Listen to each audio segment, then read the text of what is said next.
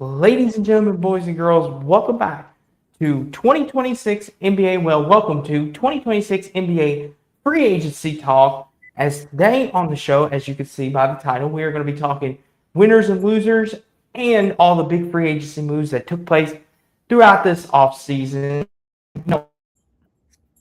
Where the NBA Finals is come and gone. We've seen all the big moves, and now it's just kind of winding down, kind of taking us like a sleepy river down the road, so to speak. And now we can kind of talk about it, that most moves are done, and there are still some free agents out there. We got Peyton Watson, Russell Westbrook, Jalen Duren, James Harden, of course. We've got all these great players out here, but most of the big time free agents are off the market and heading towards new teams. And joining me tonight to break this down and to talk all things NBA free agency is Gabriel Pickup and Donovan Gibbs when he gets here. Hopefully he'll be able to join us here in a few minutes as well. The two-man tandem on Rutgers at the Voice of College Football. But Gabe is here with me right now to start it all. Gabe, how are you? And I'm sure free agency, it feels good to you because you're the champions of the world in Madison Square Garden. I'm sure it feels good to you right now. Yeah, I'm watching all these other teams scramble around because the Knicks finally won for the first time in 53 years. And within the next 2 to 3 weeks, we see the craziest offseason of all time in any sport happen. I mean, you talk about guys like Ja Morant, who any given year would be the focus of the offseason if they were traded. All of a sudden, he's maybe like the 10th or 15th best player traded or signed. And LeBron, he goes to the Sixers, but after everybody else makes their moves, the best player probably to get moved, Giannis, that feels like it was not a month ago. That feels like it was like 2 or 3 months ago. And people forget that he's on the Heat now sometimes. Kawhi, depending on his investigation, the closing, obviously, it feels like people forget he's going to the Raptors most likely. There's just so many moves that have transpired. And the Knicks side of me is like, look at what Jalen Brunson did to the league. But the fan side of me is like, holy crap, this is the craziest offseason I've ever seen. Mm-hmm. And that's one of the beauties of it, Gabe. I would say it's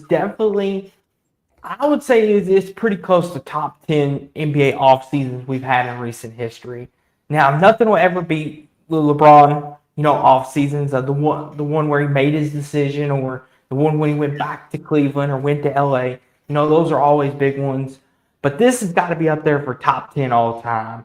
And it's just like you said, Gabe, Ja Morant getting traded to Portland, which we'll talk about that here in a minute. That would be headline news all summer long into the fall month until we return. And it's almost become an afterthought of then Giannis to the Heat.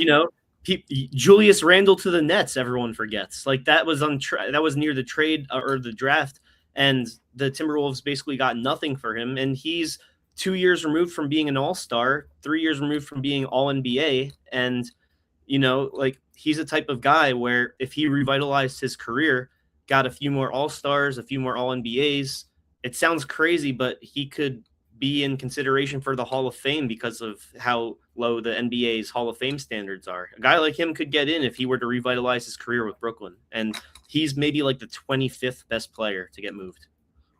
Exactly. And that's just one of the craziness of this offseason.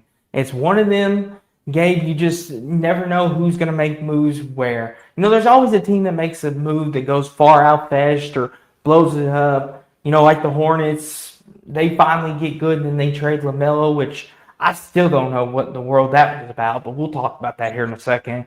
It's just one of them that's crazy. And I want to give a special shout out to my guys over at Spurs and Focus for hooking me up with the cool Stephon Castle merch as well.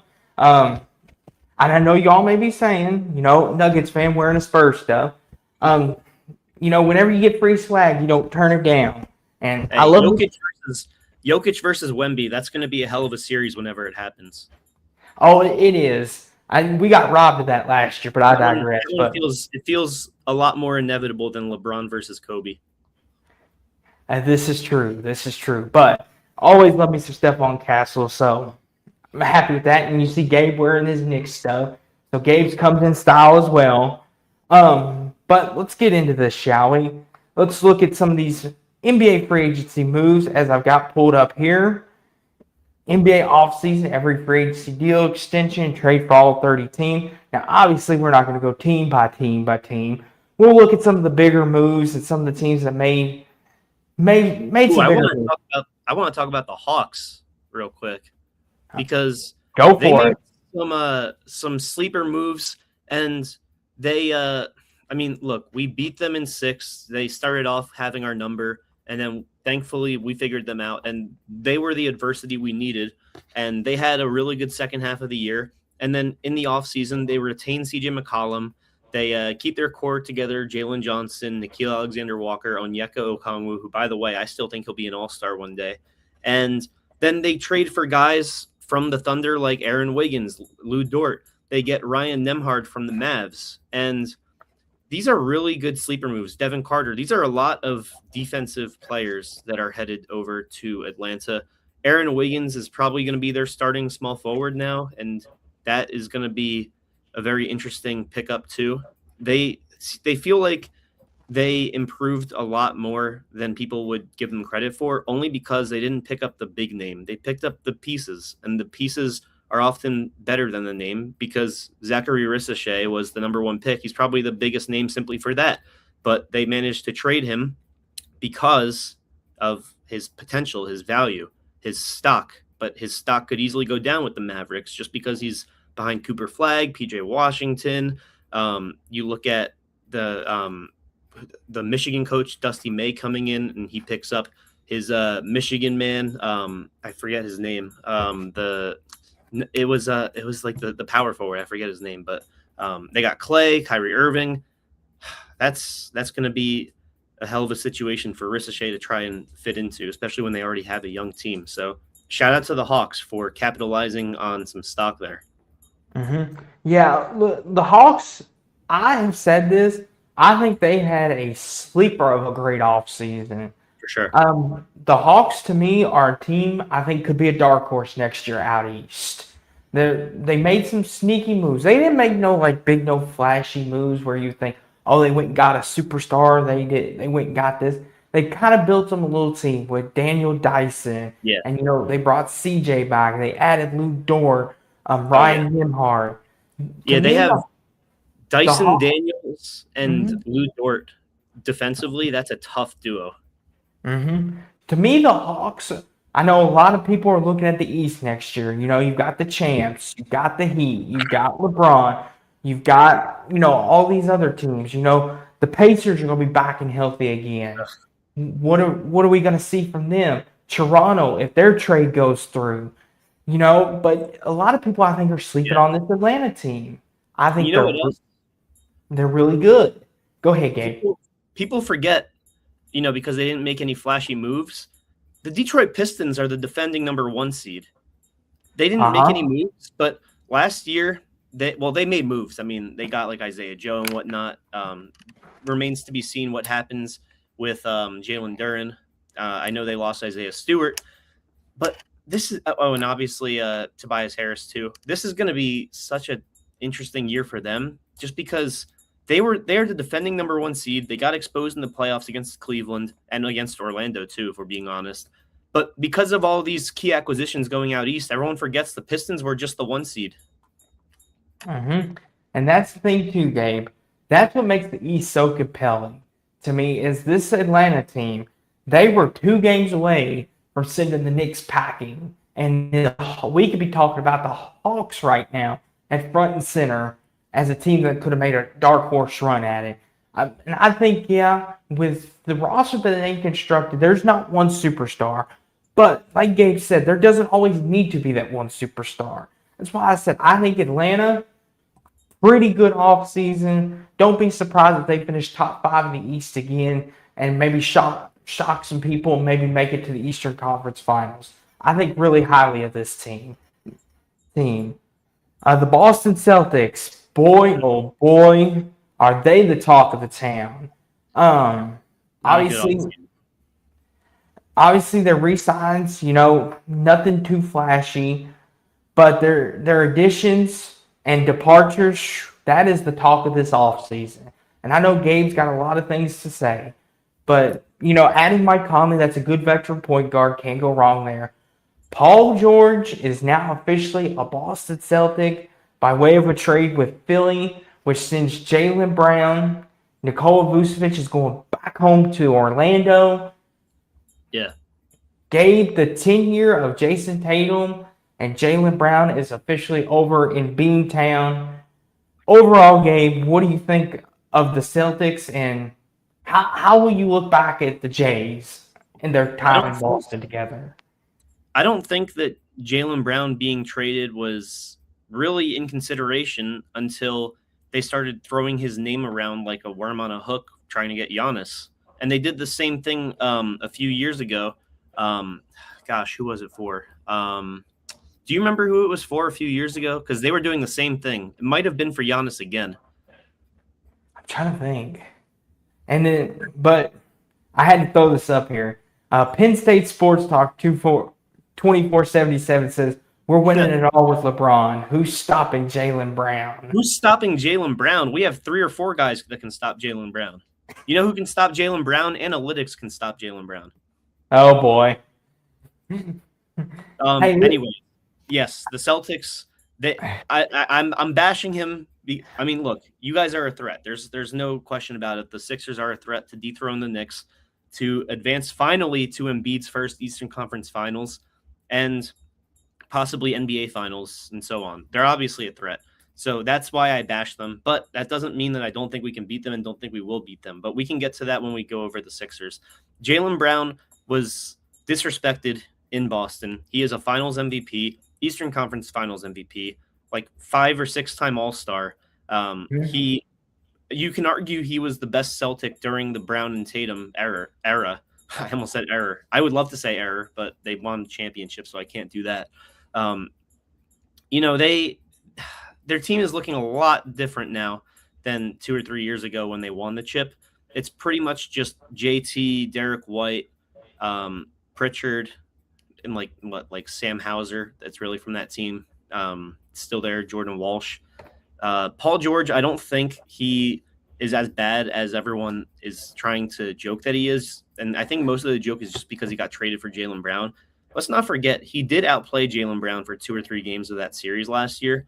That's not to say that he will fill that void, because Jaylen Brown was a 28-point-per-game scorer, and he did have some efficient games last year.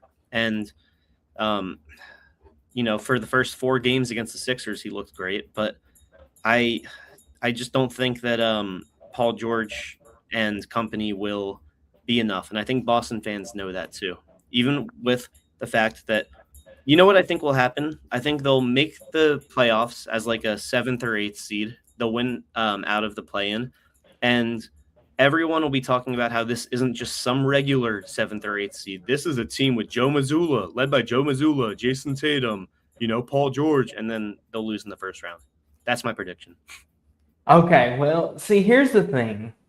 When you look back at Jaylen Brown and Jason Tatum's time together, obviously they won a title as a duo.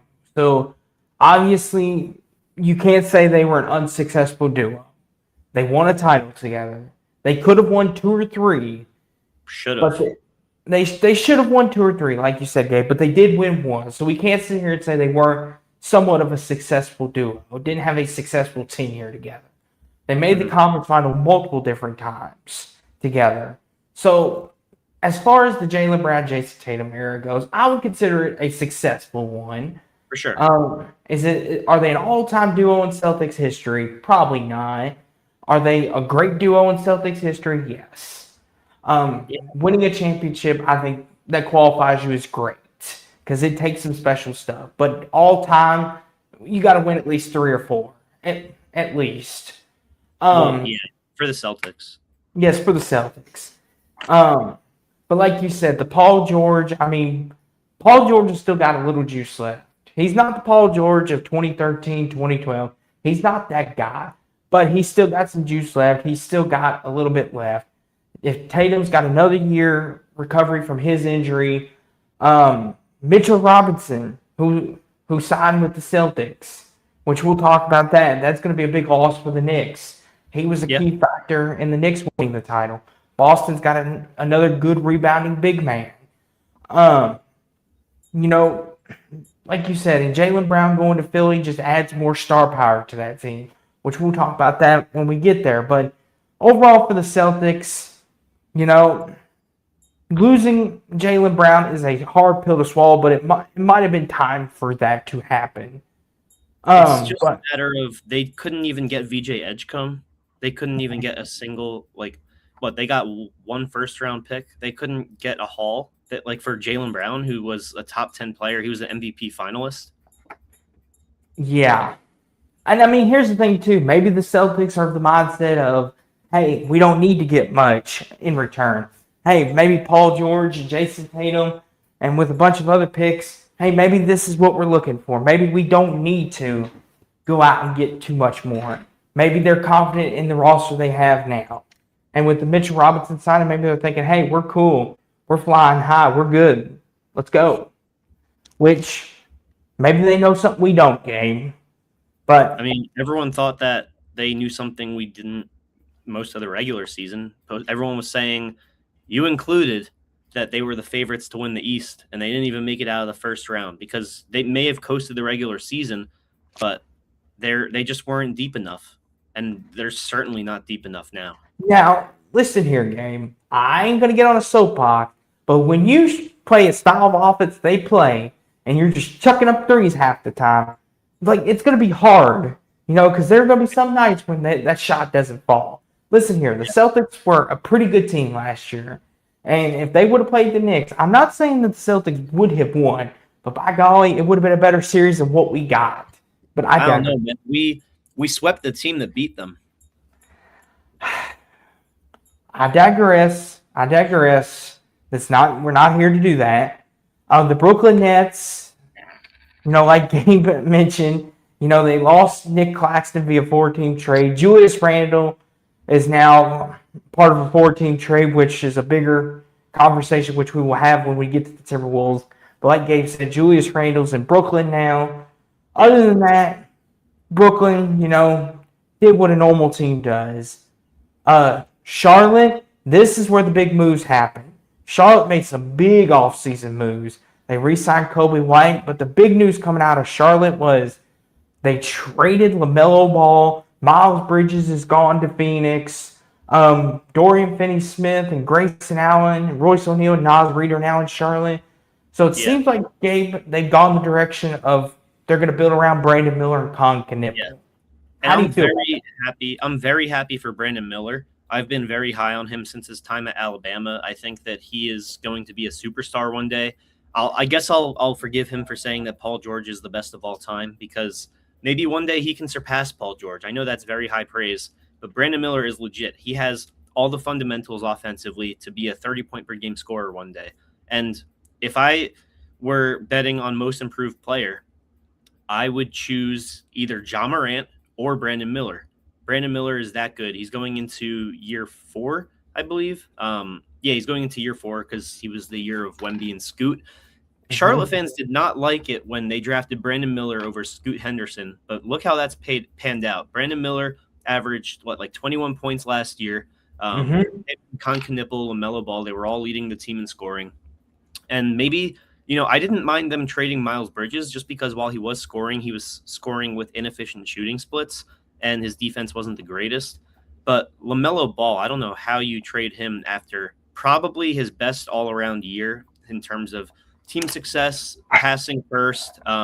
His shooting splits weren't the best, but he stayed healthy too for the first time. Well, he was out for I believe a month early in the season, but he stayed healthy for the first time since maybe his rookie year. And that seems to me like a trade that will backfire because I like Kobe White, but not as the point guard of the team. I think the team needs to be Brandon Miller's, and I think in order for them to be successful, Brandon Miller, Con Knippel has to prove that he wasn't already peaking, because a lot of people think that he peaked already after year 1. But Brandon Miller needs to not just average the 25-ish points that I expect from him this year, but he needs to average that with an 8 rebounds, 6 assists, or 7 assists kind of. He needs to really turn into a superstar next year for Charlotte to have a chance at making some noise in the East. See, here's the thing. When I heard the trade went down and LaMelo was traded to Minnesota, which we'll talk about this, I thought two things went through my mind. Okay, Ant Edwards probably made a request to the office. Hey, we've had this duo of Nas and Randall and everything for a couple years now, and we have not broke through yet. Yeah. Like, trade me somebody, do something. Like, try to get LeBron here, go after KD, do something. And LaMelo has gone on vocally and said he has gone out and said, I want to be traded. He has said, hey, I want to be traded, or I want to be where my value is.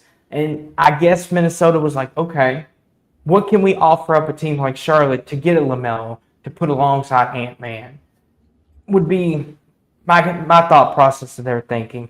Now, are the Hornets going to be a bad team again? I don't know, because they've got a lot of really good talent. But the East is more competitive now. Like you said, did Knippel peak too soon? A lot of people think so. I don't know. But Brandon Miller, this is his and Khan's team, in my opinion. You got Nas Reed, who could stretch the floor. You got Grayson Allen, who could stretch the floor. Kobe White, who's a really good player. He showed what he can do in his time in Chicago. I mean, Charlotte's got a nice mix of youth and veterans all mixed into one. And Gabe, there seems like a team, they could be one or the other. They could either be a playoff team, a play-in team, or they could miss the whole thing altogether. And I'm leaning towards the latter. I think that they got rid of getting rid of LaMelo Ball, who was probably their best player during their season's revival. That is going to screw them over. And I know that all of these players that we're talking about have gotten good, but guess what? The NBA has gotten a lot more talented the past 5-10 years. And this is honestly, to me, a bottom 10 team in the league. Mm-hmm. I would say so too. And as for the Hornets, we'll see where it all leads. But that was the Hornets. Chicago, they didn't do much. I mean, it's funny saying that too, like that they didn't do much when Norman Powell was an all-star last year, but you still look at the names, and Norman Powell did regress the second half of the year. And Nick Claxton, he is a very solid player, but he hasn't really been, I guess, like astounding to the point where you really think he's a difference maker in Chicago. I think that, with all due respect to him, and if he wants to prove me wrong, well, I'm sure he wants to prove me wrong. If he does prove me wrong, then I'll eat my words right up. But I just think he's more of a role player than a star player. See, here's the thing with Chicago, Gabe. What in the world are they trying to be? A playoff team? A play-in team? Or they just mix and match and see what gets them? Because this message tells me, hey, Norman Powell, yes, was an all-star last year, but he regressed late in the year. And like you said, I don't know exactly what Chicago is trying to do. They got young pieces there. They got Muzelis. They got Josh Giddey. They got all these young pieces. Another talented team, but the NBA is just so talented. Yes. So that's the thing. It's just one of them. It's just like I'm not sure. I'm not sure what the Bulls are trying to be. Here's the thing, Gabe. I like Norman Powell. I like Nick Claxton. Nice young talent. It's interesting. But Chicago, we'll see what they do. Cleveland Cavaliers, they had a pretty quiet offseason, and they got Donovan Mitchell signed to that extension. So they could put that in. They don't have to worry about it. That was one of the big talking points after the Knicks ended up sweeping them when Donovan Mitchell signed the extension. A lot of Cavs fans there were some saying, hey, we need to trade him, get our value. There were some saying, no, we want him back. And when he signed the extension, I wasn't shocked because he likes Cleveland. He said it's close to home. Because he went to college down the road at Louisville. It's close to his family. And it's just like, I could see why he likes it in Cleveland.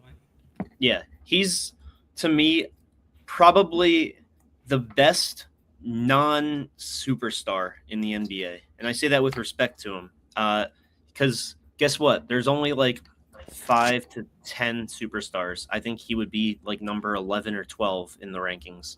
And he always has great performances in these losses so that, he doesn't get any blame. It's, the Garlands or the Hardens, depending on what year it is, the Jarrett Allens, the Mobleys that don't quite show up. And he does show up. So I give him credit for that. But he has had some deep playoff runs, both in Cleveland and in Utah. But he hasn't quite elevated the team around him. Honestly, the most I saw him elevate a team around him in the postseason was his rookie year when they beat the Thunder. That was a special team, too. But here's the thing with Cleveland. They kept most of their roster intact. And here's the thing. You can make the argument and say, if someone looks at this and says, why haven't they done nothing? Why haven't they? Well, why would you change anything? You were in the Eastern Conference Final last year. Yeah. You know what? Mean, that's one of the Gabe. It's like if I'm performing, even though I've had underperformances, but I made it to Eastern Conference Finals, I'd look at you and say, what do I need to change for? We were 4 games away from going to the finals. We're right there. You know what? I'll give them credit for not changing much because they could have freaked out, and they were in the running for LeBron. They lost Dean Wade, so that actually does stink, and Mario Hezonja is not Dean Wade, no matter how good he was overseas. But, hey, the Knicks, when they lost to the Pacers, they didn't change much. They got rid of their coach, but in terms of players, they didn't really change a thing. And so maybe this is one of those cases where they just need to change more how they play rather than who they play. Exactly. The Dallas Mavericks game. You look at those. One last thing about Cleveland is you look at those departures. They didn't replace that. That's the thing that scares me. Yeah, they can replace it. I mean, they can. But the Dallas Mavericks game, if you're a Mavericks fan, you've got a good situation on your hands because you've got Kyrie coming back healthy. You've got Cooper Flag. You've got Dusty May now. And, if you're the Mavericks, you've got talent on this roster. Let me ask you this, Gabe. With the moves they made this offseason and the departures, which obviously, are not big departures, but how do you feel about the Mavericks game? Do you think they could sneak up on some people out west with Flag, Thompson, and Irving? I know Irving and Clay are not what they once were, and Kyrie's coming off the injury, but if they're all healthy, do you think the Mavericks are poised to sneak up on some people again? If they're all healthy, yes, but they won't all be healthy. And I think that of all the pieces they've added and lost, losing Ryan Nembhard is going to backfire big time. Ryan Nembhard, his last game of the year, had 21 assists. I mean, and he's a rookie. He's a second-round rookie. He might be better. He's probably going to be better than his brother. And his brother, I've seen kill us time and time again in the playoffs. I better say Andrew's a killer now. No, he is. That step back against the Thunder, woo! Dude, Game 3, 2024, he broke my heart. I mean, we were about to go up 3-0, and if he didn't hit that shot, we would have won that series. But anyways. His brother, he's that dude, but go ahead. No, I know. But Ryan Nembhard is like, dude, I see Jason Kidd in him. Like, he is really that good at facilitating the rock, at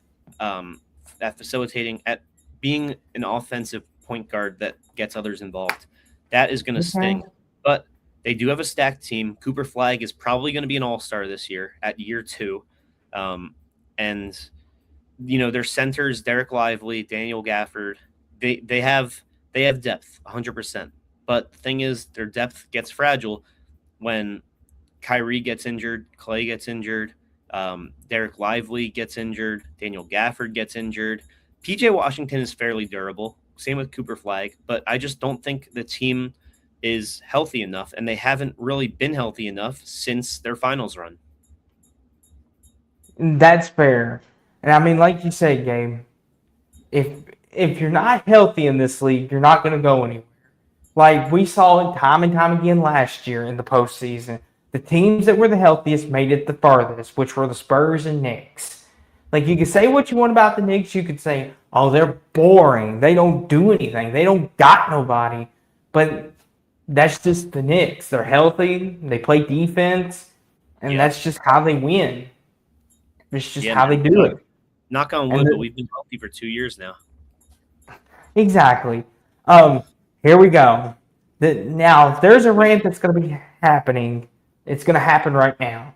So, like I said, I know it might sound hypocritical wearing a Stephon Castle shirt, but let me rephrase this. Phrase this. Shout out to my Spurs and Focus people. Set me up with the free swag, but it's still Nuggets for life, no matter what. But listen, with the Nuggets here, this is a team that has a chance to win a championship even now. Nikola Jokic has made it very, very, very, very, very, very, very, very, very clear he wants to stay in Denver. He does not want to be traded. He does not want to leave. He wants to be here. So, with all that being said, we can put that to bed because I know there was talks out there that he was going to leave Denver. He was going to do this. He was going to do that. He's made it very clear over and over again. He does not want to leave Denver. He wants to be here. And we like him in Denver. So we can put that to bed now. But with this offseason, Peyton Watson, we'll talk about him towards the end here with the best available free agents. He's on the free agent market still. And a lot of it is we have salary cap issues. Christian Brown, Aaron Gordon, Jamal Murray. We got big contracts. And Jamal Murray had an all-star season last year. Fantastic. But the problem was, in the Timberwolves series, he went cold at the wrong time. And, of course, the Timberwolves were the one to take advantage of it. And, of course, the Timberwolves, as famously been said, and it's true, they are built to beat the Denver Nuggets. They are built to beat us. There's something about the way they construct that roster. We're scared of them or something. I don't know why, but we are. So as far as this goes, obviously, Tyus Jones, very good point guard, doesn't turn the ball over, solid. Spencer Jones, OKC tried to steal him away, and we matched their offer sheet, which put us into the second apron. That's what I was going to ask. And here's the thing. A lot of people were upset, but I understand why we did it. Because we like Spencer Jones. Yeah, he's not the most flashy, jump-off-the-page guy at you. But he works hard, and he gives you everything he's got every night. And we like him in Denver. And I kind of thought we'd bring him back on another small deal. But $12 million? That's another topic for another day. And we added Bagley. But the departures, we lost Tim Hardaway Jr. to Miami, which I kind of thought we would. Because I kind of thought he was going to Miami anyway. But when Giannis got traded, I kind of okay, the rest of the dominoes are going to fall. Here it comes. I kind of thought he was anyway. But I thought maybe he might change his mind if they don't trade for Giannis. But then once the Heat traded for Giannis, I was like, okay, Kim's going to go there. But as far as this goes, though, we have got to do something. Because it's just and I get it, maybe the front offices, I'm not in the front office. Sorry if I'm going on a long rant. Maybe they're thinking, hey, we weren't healthy last year. We had too many injuries. Let's run it back and see where it gets us. I can understand that. Aaron Gordon wasn't healthy. Jokic wasn't healthy. Murray wasn't healthy at times. And that's crazy to see because this was Murray's healthiest season. So maybe they're thinking, okay, let's just run it back and see where we get this year. But in the West, you cannot do that. All I'm going to say is this. As long as we got Nikola Jokic, we're a championship contender. But there's got to be something to be said for this. Go ahead, Game. I think you're going to have to change the backcourt. That's how you clear things up. Because if you want, I think Peyton Watson is hitting his prime finally.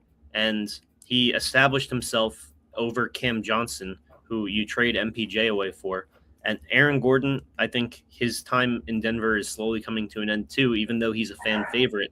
He's just not – he's been riddled with injuries to the point where it seems nagging. It seems like – and I can't speak for his injuries, but from a perspective of watching how long he's out for, how often, it seems nagging. It seems like he needs to go to a team where or maybe he needs to be on the bench, and you guys need maybe Peyton Watson at the 4.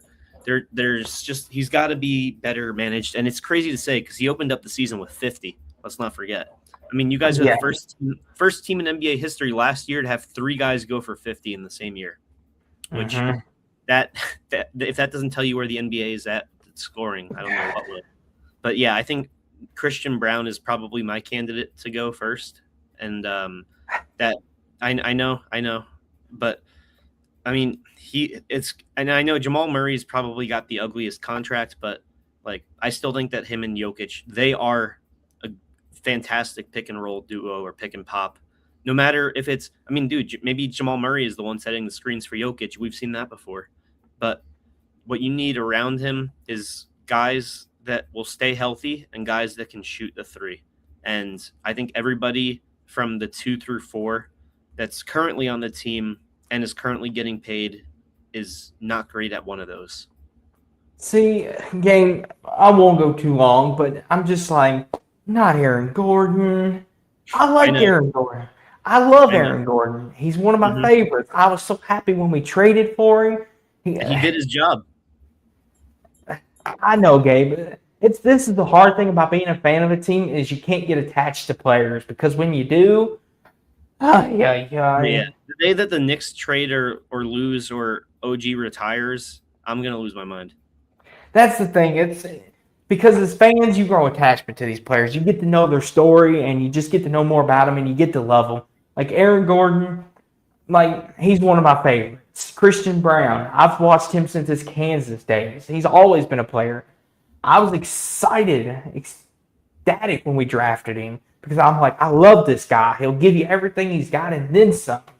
And it's just like the fact that we may have to part ways with him breaks my heart. I But just think he isn't as athletic as he was, and his game it has adapted, but not enough to where you can avoid that he isn't the same athletically when his game was based entirely on athleticism for the first 5-10 years. yes.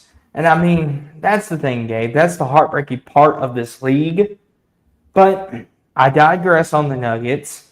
Detroit, like Gabe mentioned them a little bit earlier, so we don't have to spend too much time. They re-signed Kevin Herter, Javante Green. They added Isaiah Joe, which is a sneaky good pickup. Great acquisition. Yes, but they lost Tobias to San Antonio, Karis LeVert. They lost Beef Stew to Memphis. Isaiah Stewart, his nickname's Beef Stew. So Detroit, they were the 1 seed last year. They gained and they lost some. I expect Detroit to take a bit of a step down, but I don't think it's going to be drastic. I don't think they're going to be like they're not going to be down in the play. They might drop to 3 or 4, but I think they'll still be one of the perennial favorites out east. Yeah, I would say Knicks, Heat, Sixers are the only 3 I put above them in terms of the regular season. I mean, and we saw the glaring issues. Like I said, that they didn't have a solidified second scorer, and they're probably going to lose Jalen Duren too. That's yet to be seen because originally it looked like a clear-cut case that he was going to Sacramento, but there's complications with that. But I just think that while they will be exposed in the postseason if they do have another semi-deep run, that it's not going to matter for the regular season because they're so well constructed for the regular season. We saw that the second that they went on that winning streak 2 years ago, and everyone's like, these Pistons are about to make the playoffs? And I was one of those people. And then all of a sudden, they don't just do that, but they get the 1 seed. And they're competing with the Thunder in the NBA regular season. And they come back 3-1 against, Angel Reese's ex. And or no, they come back against Angel Reese's boyfriend, and Angel Reese's ex hits a little flex mode on them. This is a team that their identity is their Spartan attitude, and so they're not going to be the 1 seed in my opinion, but they'll still be great. But those losses, the Tobias Harrises, the Isaiah Stewarts, these guys didn't play great in the playoffs, but sometimes it's a locker room thing, and these guys, that's going to be felt. I see, Gabe, you had to bring up the boyfriend girlfriend thing. You gotta leave that out, good buddy. You Had to, gotta leave man. that. You I like gotta leave getting that down out. and dirty. You gotta leave that out. See, this is why. See, this is why Adam on Mondays has heart attacks because Gabe over Oh, here. Adam's the one saying this shit. But anywho, like Gabe said with Detroit, now let's talk about Golden State, another team who was in the Oh running for. my god, dude. They Oh were my god. another. They were another team in the running for LeBron. I know Yeah. there were reports saying that they weren't actually in the running, but then there were reports saying he was. I don't tend to believe that they were in the running more than they were not. I would tend to believe those reports because it would be hard pressed to think Steph ain't in the front office poking the bear, so to speak, be like, hey, LeBron, hey, could you imagine me and LeBron? Hey, bring another title back to the Bay. I mean, like you said, but like you said, they re-signed a lot of people. Chris Stapps, Al Horford, Draymond's coming back another year, and then of course departures Quentin Post. Yeah, look at those additions. Not one. Not one. So Golden State staying put, which I mean, they I like feel like Yaxel's going to be a great rookie. He'll probably be a rookie of the year finalist in my opinion. Mhm. But dude, you talk about a team that went 0 for 4 on big time players. They wanted Giannis, they wanted Kawhi, they wanted LeBron, they wanted AD. And we saw reports from Rich Paul himself that Rich Paul said it was between the Sixers and the Warriors. And we saw reports that LeBron wouldn't have considered Golden State unless they traded for a proven guy like Anthony Davis. Now, what do you think the Wizards would have wanted for AD? In terms of salary, Kristaps Porzingis or Jimmy Butler. And I don't think that's a bad sacrifice at all. Now, sure, Anthony Davis is injury prone, but Jimmy Butler's coming off a freaking torn Achilles. Kristaps Porzingis has some unknown syndrome where he may or may not be unable to stand for long periods of time without getting lightheaded. This is, I mean, you trade for Anthony Davis now. I would say 3 or 4 years removed from being a top 5, top 10 player. It would take one of the salaries and a few picks. Now, this is the same team that offered 2 picks to the Pelicans for Trey Murphy. You don't think they could have given up 2 picks to the Wizards for Anthony Davis and probably LeBron? I think that might be the biggest sell, just because even if you don't get LeBron, hell, Anthony Davis is injury prone, but even Anthony Davis is more likely to be out there than Kristaps Porzingis, than Jimmy Butler.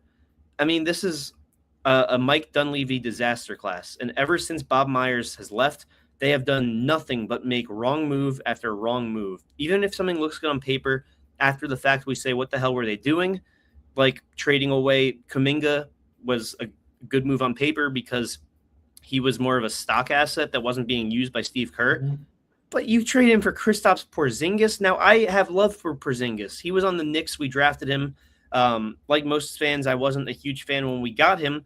But then he stole my heart by all of his putback dunks, his superstar-esque year, where unfortunately he tears his Achilles in the middle of the year, doesn't play another game for the Knicks. When we traded him, I was protesting the Knicks for like a solid day or two before they lured me back in like they always do. I love Kristaps Porzingis. Even when he was on the Celtics, I still had love for him. But Kristaps Porzingis and Jimmy Butler, you need to trade either of those guys. When Jimmy Butler is going to be 38 this year and Kristaps Porzingis can't stay healthy and hasn't been able to stay healthy since he tore his Achilles, for Anthony Davis and a chance to get LeBron, a real chance, a final 2 chance, a chance where LeBron has said himself he would love to play with Steph Curry. That's the player he'd want to play with the most. With Draymond Green playing golf with him twice a week, laughing way too hard at his jokes to recruit him. As a general manager, you need to follow through on your players' recruiting and make some noise yourself, because that team is not built to win, and it hasn't been built to win since, I would say, well, since their championship run, but obviously that's easy to say. It's just, how do you year after year come anywhere between a play-in exit and second round and not change a thing? That's a lot of good questions, Gabe, that we don't have answers to. But yeah, that's my rant on the Warriors. Moving on to move this along, Houston, they kind of were added Deshaun Tate's agreed to a 1-year extension. Tyree Eason and Isaiah Crawford. They added Marcus Smart and Bogdanovich. They lost Dorian Finney-Smith and Okogie. Fred VanVleet's going to be healthy next year, so they'll have a true point guard back along with Katie and Sengun. Houston, and another year with the Thompson twin. I believe it's a man. No. It's a man. A Soars in Detroit and men. Yep. So this team's going to be pretty good, I think. Personally, all I have to say is Kevin Durant's about a year away from being traded again. Wow, I wouldn't say that. I think this is his last year in Houston. Wow. Okay. The Indiana Pacers. As you can see, they had a pretty quiet offseason, which the Pacers didn't need to do much. I mean, they're already bolstered with talent. They just need Tyrese Halliburton back in the fold, and the Pacers are right there with everybody else again. And Tyrese, knock on wood, is going to be healthy and ready to play, and you're going to have Pascal, Tyrese. You're going to have all these players, Zubac. You're going to have a good team again. Nembhard, Neesmith, a nice team. With the team game, that'll probably give the champions the most threat on paper. You think so? Because let's be honest, Gabe, who has your number out east? It's the Pacers. You want to know the truth? This team is completely different from the team that beat us a year ago.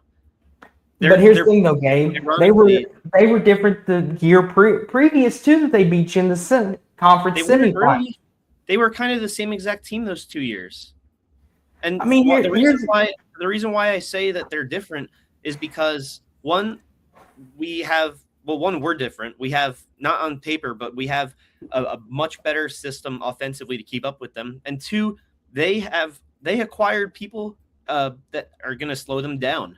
And I think that Zubac and Kelly Oubre, I think that these are guys that are going to work against them offensively to the point where their identity was fast, shoot the threes. When it slows down, kick it to Pascal. I think Zubac is going to get in the way of Pascal. He's not good enough defensively to keep up with a Karl Anthony Towns or a Brunson on the switch. And Tyrese Halliburton, yes, I'm happy he's back, and he does look athletic again. I saw him do a East Bay dunk in a practice gym.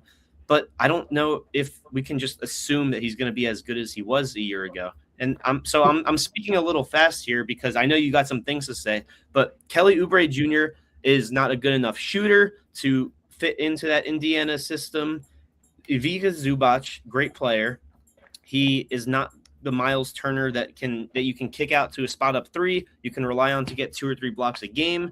And he does get rebounds. I'll give him that. But that system is based on go, shotgun offense. And I just don't think they have that this year on paper. See, here's the thing, Gabe. This is where I argue with you. I think Zubac is a better fit because you got the pick and roll with Tyrese now. And Tyrese loves to run a pick and roll. I get what you're saying. It slows down their fast break offense. But when they get their set offense, I think him and Zubac are going to be magic together. I really do. Now, don't you think that hurts Pascal Siakam a bit? Yeah, I'm not saying that there's not going to be hiccups. I'm not saying that there's not. But one thing Rick Carlisle has done consistently as a head coach, he has made it work. I mean, he had Tyson Chandler, Dirk Nowitzki, DJ Barea. You would think all those and Jason Terry, you would think all that wouldn't fit together. He made it fit. So I don't see why he couldn't make Tyrese, Pascal, Nembhard, Neesmith, and Zubac. I could see him making all that work. And Tyrese has now got someone to pick and roll with, Gabe. Figure out for sure. He's got a lot to figure out. I think he possibly could figure it out, but I think that on paper the team is more of a mismatch together. And if he can gel them together, that says a lot about his coaching. And see, here's the thing, Gabe. What is Tyrese Halliburton's biggest strength? His float game. Now that you have a pick and pop guy, you have to make a decision now more than ever. Do I go guard Zubac or do I guard this floater? And whichever one you choose, it's barbecue chicken. Because if you choose the floater, Tyrese is going to be like, whoop, alley-oop, goodbye. Or if you choose Zubac, he's going to hit that floater. You see what I'm saying? Why I think that's with Miles Turner. I get, he spreads the floor, but now you got that pick and pop like Yoke and Murray. I mean, our weakness is probably our biggest weakness is our post defense, but even that in the playoffs just looked chef's kiss. And that wasn't even because of Mitchell Robinson, who I will miss dearly. That was because of Karl Anthony Towns. His I'll give defense Towns credit, yes. on Joel Embiid when he wasn't in foul trouble, on Jarrett Allen and Evan Mobley, it was a thing of beauty. I mean, Jalen Johnson, that was mostly OG, but Jalen Johnson was damn near a non-factor in that series, and that was an all-star. I'll say this game. Anyway, this is becoming more about the Knicks right now. Yes, we'll get to the Knicks in a minute. I'll give you your moment, and then, but to kind of speed through this, the LA Clippers, and we've got our other special guest, Mr. Donovan, Mr. Gibbs, joining us as well, just in time for the LA Clippers. Oh man, Yeah, what to say about them? Come on, Donovan, let's hear it. Come on, I'll let you go. First and foremost, I'm happy to be on the show with y'all fine gentlemen tonight per se, actually. Second of all, Gabe, great to see you again. Yes, Third, sir. The Clippers, we already know they're in a state of rebuilding. But the thing that I did not expect was them to go trade away Kawhi Leonard for Brandon Ingram. Yeah. Brandon Ingram has never been that good of a player to get those type of deal done. He's never been that type of player. Last year with Toronto, he did show flashes after previously getting traded from the Pelicans. But it feels like the Clippers left so much meat on the bone in terms of getting getting the return for Kawhi Leonard. Because Kawhi had a phenomenal last 2 years with the Clippers. Yes. In 2024, 2025, arguably, he was the best player in that first round series against the Nuggets. And then we just saw last year, he had an all-NBA season. Mm-hmm. So there's still a lot left in the tank for him. And the fact that they had, going into the year, Bradley Beal, James Harden, Kawhi Leonard, and Paul George, the fact that the biggest return that they were ended up finishing up this season with is Darius Garland and Brandon Ingram. Yeah. Honestly, their biggest acquisition, if they are able to re-sign him, possibly came from the Zubats trade in Mathurin. See, here's the thing. The Clippers, I think what they did by this is they got younger. I really think they were like, okay, we get it. Kawhi is on the older side, and of course, he hasn't played a full season in a long time. This has probably been his best year in a long time. We can all agree on that. But I think the Clippers were like, hey, Toronto, they've got a lot of young pieces, and Toronto has made mention they want to build around Scotty Barnes, and I guess Toronto felt like, hey, we took Cleveland to the brink. Hey, maybe we're closer than we thought we were. Let's go get Kawhi again, and let's see if we can't make this magic happen. I think it's not as bad as people think. You got Brandon Ingram, you got Rui, you got Grady Dick, who was good at Kansas. You got Janai Broom, who was really good at all. We're talking about Kansas, not the NBA. We're talking about not the game. Johnny Broom, the same Johnny Broom that had a 14-inch vertical. Damn. That's tough. Yeah. I'm just saying, these got potentially good young players. And like Gabe said, if Mather decides to re-sign, they've got some good young pieces that can help. That's all I'm saying. I mean, instead of looking at it like Brandon Ingram is a bad thing. But go ahead. Their best move was clearly the Zubats trade, because while losing Zubats, who was having a career year, does hurt, they still got Benedict Mathurin, who is a 20-point-per-game scorer. Could elevate. They get Keaton Wagler. 24. They got Keaton Wagler as well from that deal because Keaton Wagler, yeah. The biggest thing from that trade was that. Yeah, they got 3 first-round picks. Keaton Wagler is going to be a great player in the NBA. I truly believe that, because he is the perfect mix of iso ball shooting and passing. I'll say this too. And you look at this, John Collins is gone. Bogdan Bogdanovic is gone. Those are some pieces gone. The Clippers got younger this offseason. They're like, okay, we tried with Kawhi and Paul George. We tried with Westbrook with this team. We've tried everything to bring a title. Maybe let's just start over, start young again. And I had a nickel for every time a Clippers fan heard that. But no, seriously. Sometimes in the NBA, if you've tried like multiple different combinations of veteran guys to get you over the hump, you can just say, "Hey, let's start over again." We see it in the NFL too. We see it, not so. We see it in baseball as well. Like across different sports, you see it where they're just like, "Let's get younger, let's start over." And the Clippers, I feel like that's what they're doing here. They're starting over. You see it as starting over. I see it more as the organization is waving the white flag on the entire Kawhi Leonard experience, because we got to remember, Kawhi gets brought here with the selling pitch being, if we get you here, Paul George is going to be joined alongside of you. And that Paul Yes. George deal was Shai Gilgeous-Alexander.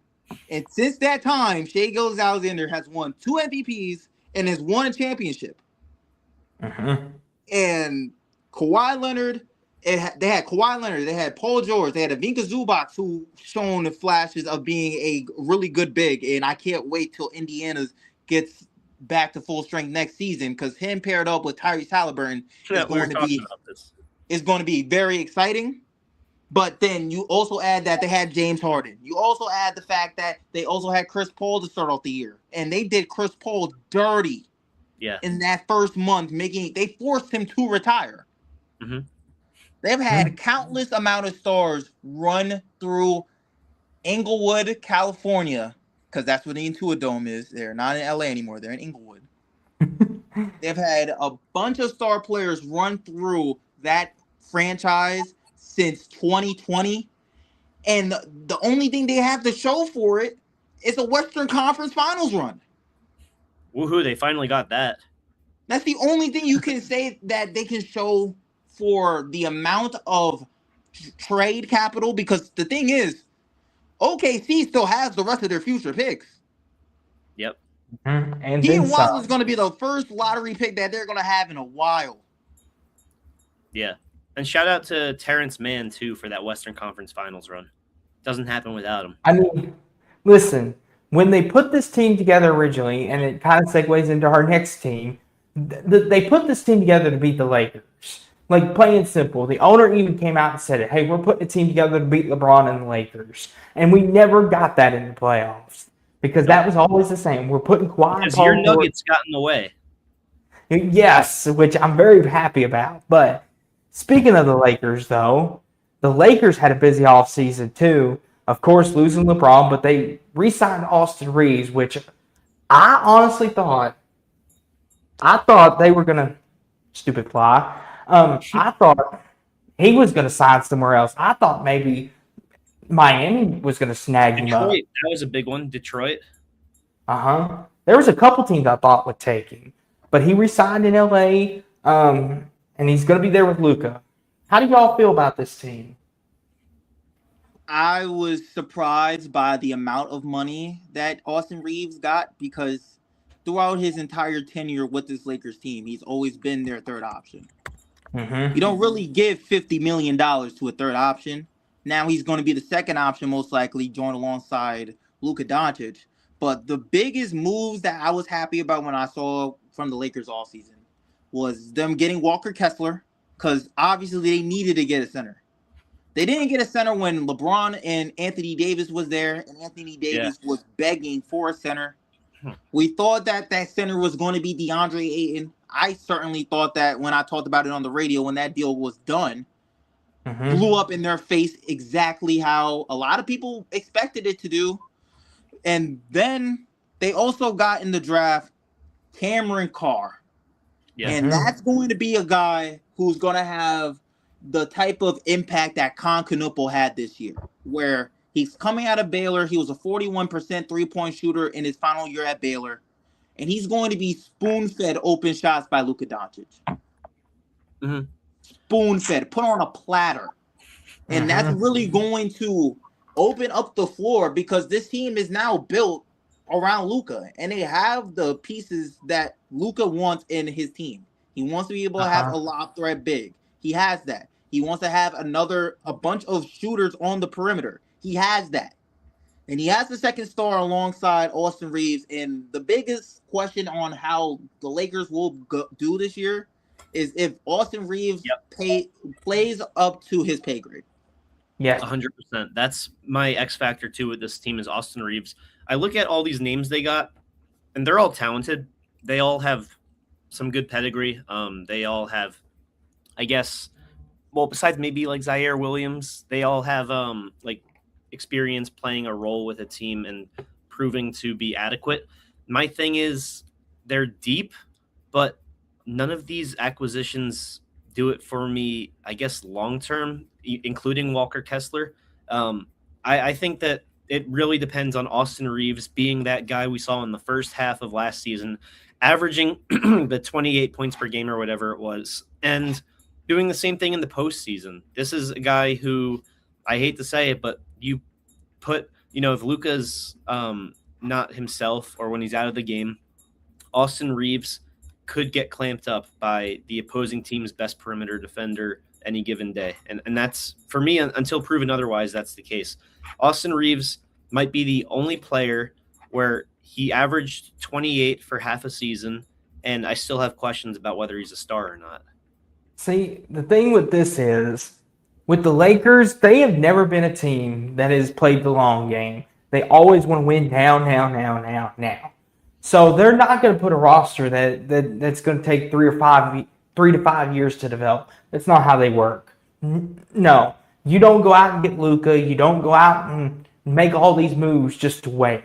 They want to win now. Like, that's the thing about the Lakers. One of those organizations, they don't play the long game. They're not like the Wizards. They're not like the Knicks were, or my Nuggets, or the Spurs. They don't develop it. They want a superstar ready package now that can win them a title.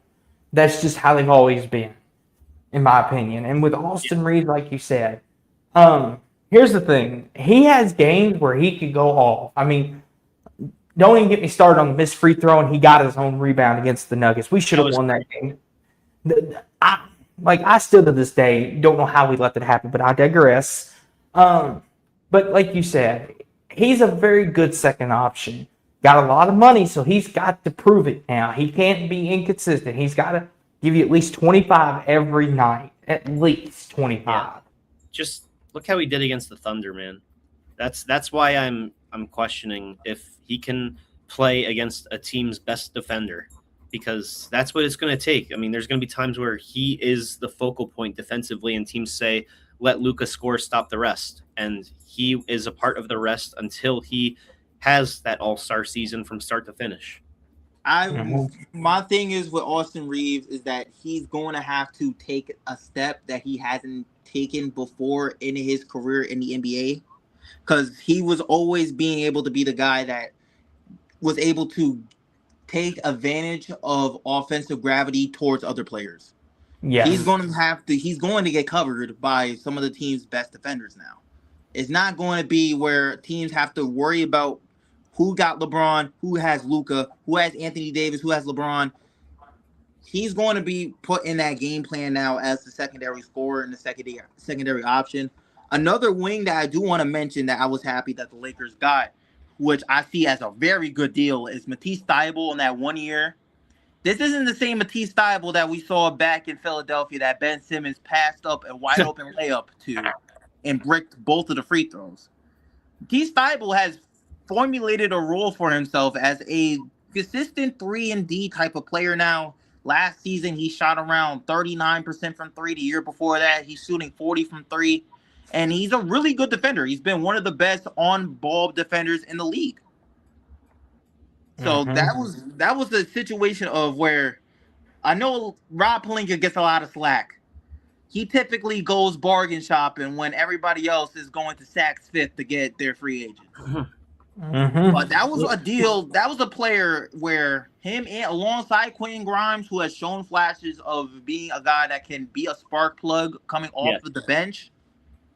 And those two are going to play critical roles if the Lakers want to see at least the 5th seed and above in this Western Conference, because the West is just very packed. And I forgot, we didn't even mention that this is the whitest that the Lakers have been since the 60s. Since the Vern Nicholson, George Mikan kind of days. Yes. Elgin Baylor, Lakers haven't been Jerry this hasn't been this white since we were watching the games in black and white. West. Well, speaking of, we mentioned this. So the Memphis Grizzlies, boy, they're a long way from the grit and grind team. I don't know about you guys or our audience out there, but I grew up on the grit and grind Grizzlies. Mike Conley, Oh, yeah. Zach Randolph, Tony Allen, Mark Gasol. I grew up on that team. I grew up liking that team. If the Nuggets couldn't be in it, I was like, go Grizzlies. I like this You team. forgot to mention Rudy Gay there. Yes, and Rudy Gay. But OJ Mayo, Joe Johnson. yes, the grit and grind Grizzlies, they'll always be a team I remember. But Gabe mentioned this top of the show, John Morant, the headline in Memphis. And typically you would say that's one of the biggest stories of the offseason. Heck, this is an afterthought now to a lot of people because of Giannis and LeBron. The Memphis Grizzlies traded Ja. What do y'all think about that? They got a good return for him. Like I was surprised that they were even going to get a return because from all of the reports surrounding John Morant for the last year and a half, I would say, they're saying that this man has zero trade value. So a lot of the talks wasn't just what are the Grizzlies going to get for Ja? It was that is Ja still going to be in the league? Because the way that they were reporting about this man was honestly just very disgusting in my eyes. Yeah, but the fact that the Grizzlies were able to get a good return for him, Jeremy Grant is a good player. We saw it during the playoffs last year for the Trailblazers, and we saw it especially during that playing game for the Trailblazers when they went over to Phoenix. He can be a really good role player, and he's going to be the vet of this team because right now the Grizzlies are very young. Mm-hmm. Yeah, I think that I 100% agree. I was on John Morant's case 100% with the troubles that he was getting into early, but I truly believe that him in Portland, I don't know if you've thought the same, Donovan, but from the videos I've seen of him stepping into the facility to him touching down in Portland, he seems very spiritually rejuvenated and just happy to be there. And I'm really expecting, like I said earlier in the show, that my two candidates for most improved were Brandon Miller in going into year 4 and John Morant for the second time getting most improved. I agree with you there. It's just that with John Morant, he really just wants that entire 2022 to 2023 NBA season just to be a thing of the past. He's talked about it throughout his opening statements, his opening interviews with Portland when he touched down in Portland. He says that, yeah, I made mistakes, but I'm not trying to let that define me. And I'm hoping that the change of scenery helps. It's just the thing right now with Portland where I'm very confused about is just that they have a lot of guards. They have a lot of guards.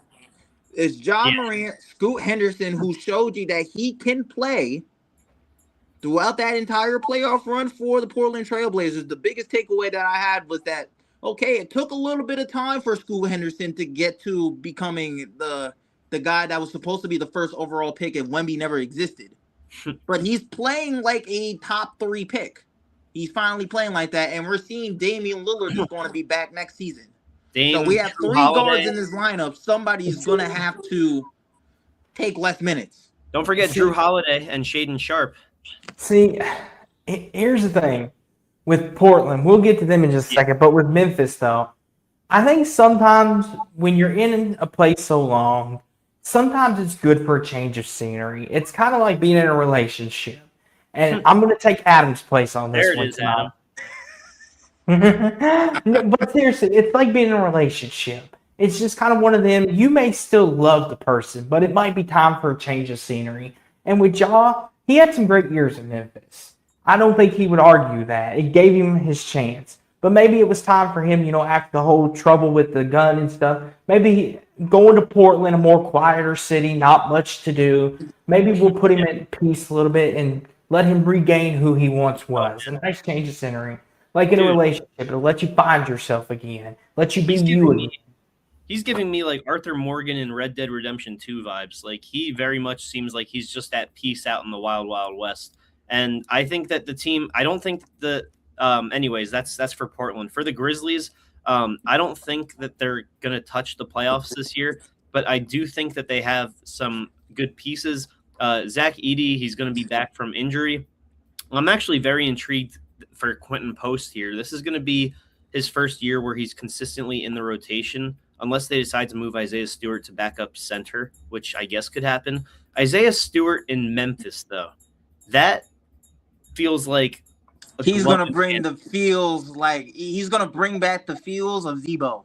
He's gonna bring those feels where we bully bullies. That's Vontez perfect right there. Yes. But, I mean, like you said, Gabe, Memphis has got a lot of young talent. Chris Murray, A.J. Johnson. They're kind of rebuilding once again. And I hope Ja finds his piece in Portland.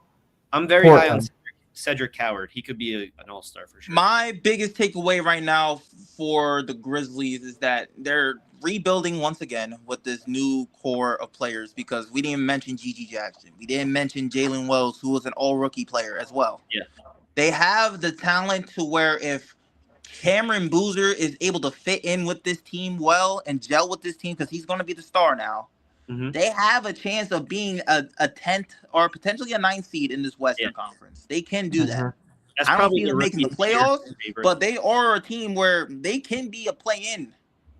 Yeah, that's rookie of the year favorite right there, in my opinion. Now let's talk about one of the bigger newses of the offseason.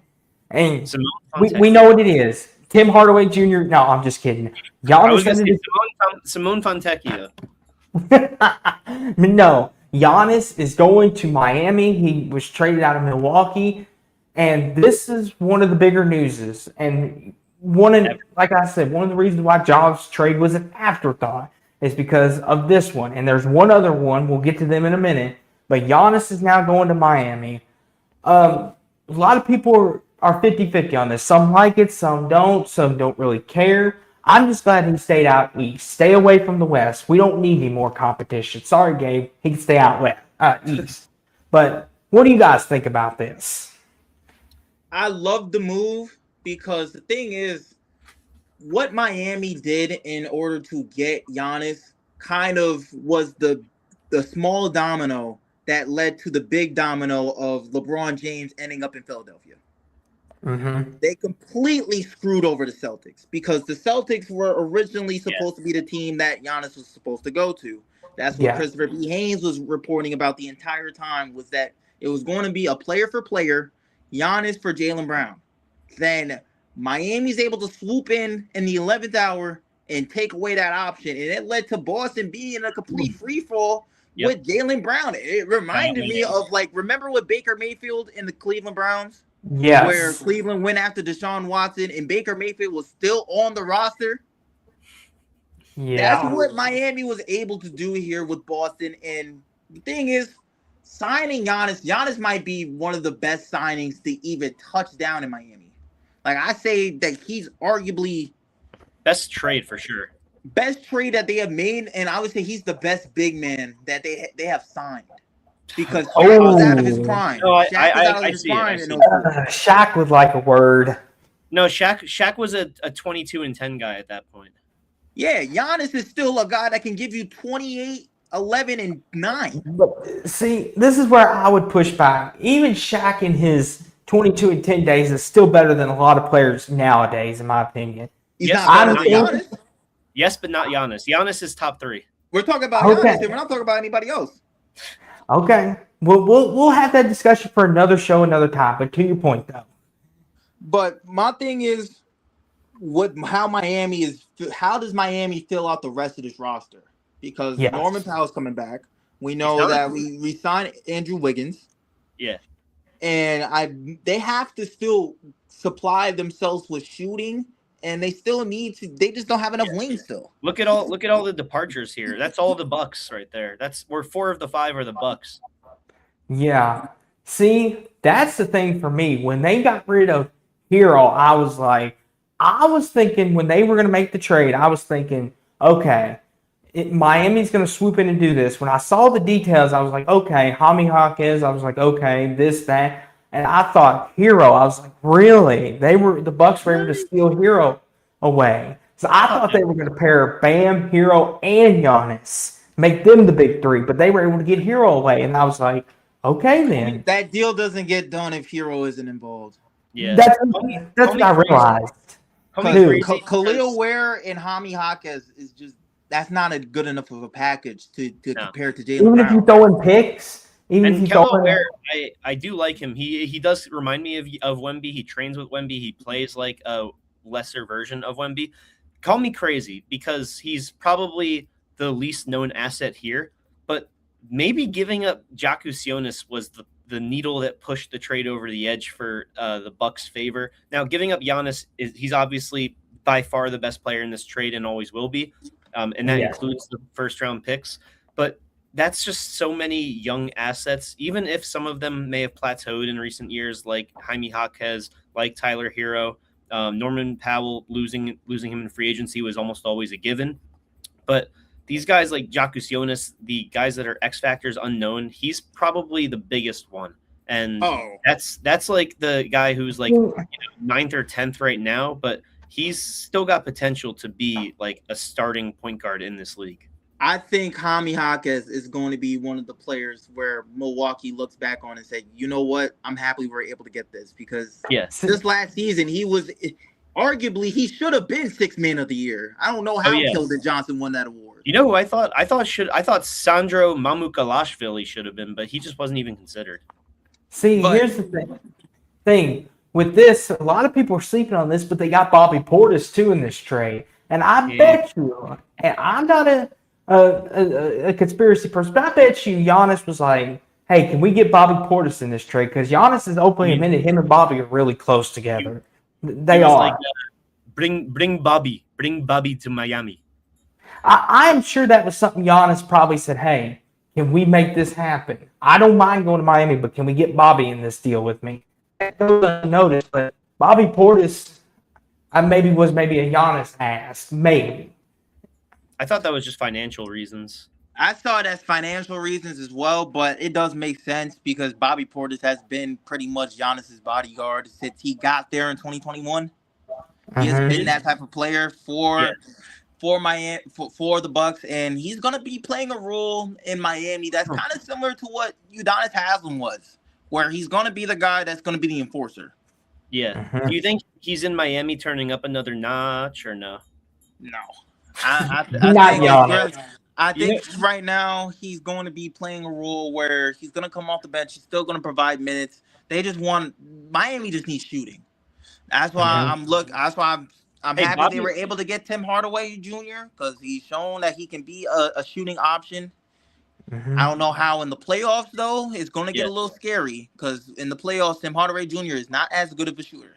No. Austin, you saw it during his time in the Nuggets. I saw it primarily during his time with the Pistons. Oh, yeah. See, here's the thing.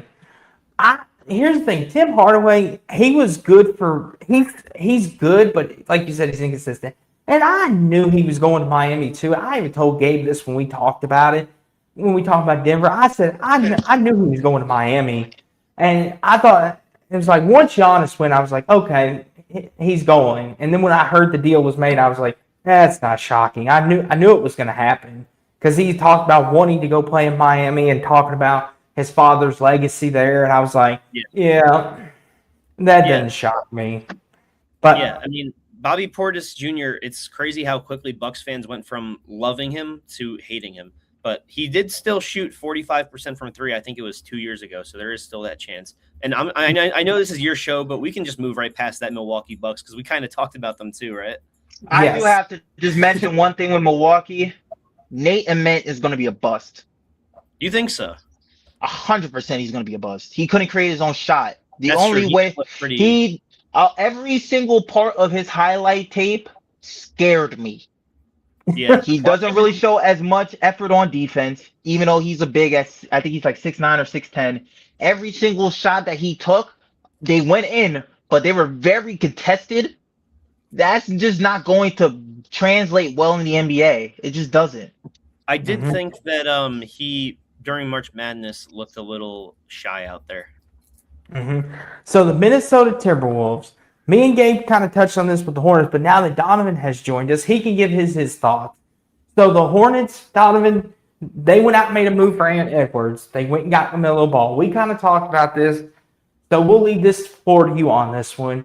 What do you think about LaMelo being paired with Ant Edwards and breaking up the duo that has taken out the Nuggets 2 out of 3 years, which I'm glad they did because that nightmare could be over now. But what do you think, Donovan? I love the deal because the thing is, when originally it wasn't not so long ago when the Timberwolves were trying to say that Anthony Edwards will have to be the primary playmaker out there. That's just Uh-huh. not his role. Anthony Edwards plays the best when he's able to just find his shot and not trying to find everybody else's shot alongside of that. And that's Mhm. been the one thing that has hindered the Minnesota Timberwolves for the last 2 years. They never really had a primary playmaker. It was Nope. supposed to be Mike Conley, but Mike Conley was a little too old. It was supposed to be D'Lo for the earlier years with Anthony Edwards. It wasn't. It just didn't pan out. So getting a Mhm. guy LaMelo Ball who arguably is one of the best passers in the NBA. You can't talk about passers in the NBA without talking about LaMelo Ball and talking about LeBron James. So you're pairing that up with this team. You're still able to keep Jaden McDaniels on this team as well. The only piece that I was sad to see go was Naz Reid, because Naz Reid was arguably the last piece of just stretch 4, stretch 5 bigs that they have on this team. They don't have that anymore. Maybe Yep. they're trying to see Terrence Marshall become that type of guy, or Terrence Shannon become that type of guy. He's cool. But Yeah. right now, they don't have a big man that can shoot. Rudy Gobert his game is on the inside. You don't really see as much perimeter threats in the front court for this Timberwolves team. So hopefully with the guards that they have, I'm happy they were able to re-sign Ayo Dosunmu, because Ayo Dosunmu is going to be electric on this team next year. So I'm happy with it. It's just that there's going to be some more glaring weaknesses now. The weaknesses were in the backcourt before. Now we see that there's a gaping hole in the front court that originally was a 3 twin tower rotation of Karl Anthony Towns, Naz Reid, and Rudy Gobert. That's why I predict that. I already said to Austin earlier, but now I'm going to give my part 2 to the prediction. That's why I think that after this year, the Timberwolves trade for Kevin Durant.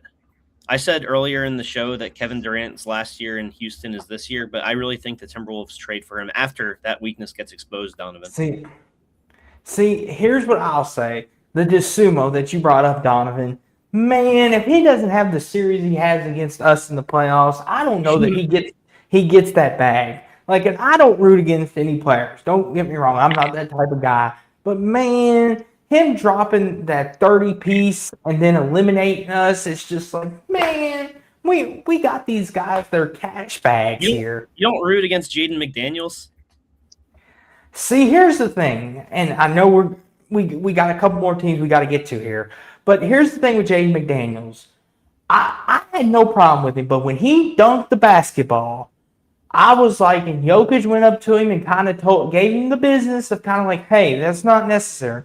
I was like, good, make him understand. Hey, you got us beat. We weren't trying. There's no need for that. Have some respect. That's weak sauce. It's the playoffs. Yeah, I agree. That's But so here's the weak thing, sauce. though. Gabe wants to. Okay, we were talking about this off air, and Gabe wants to fuss at the Spurs for not shaking their hands.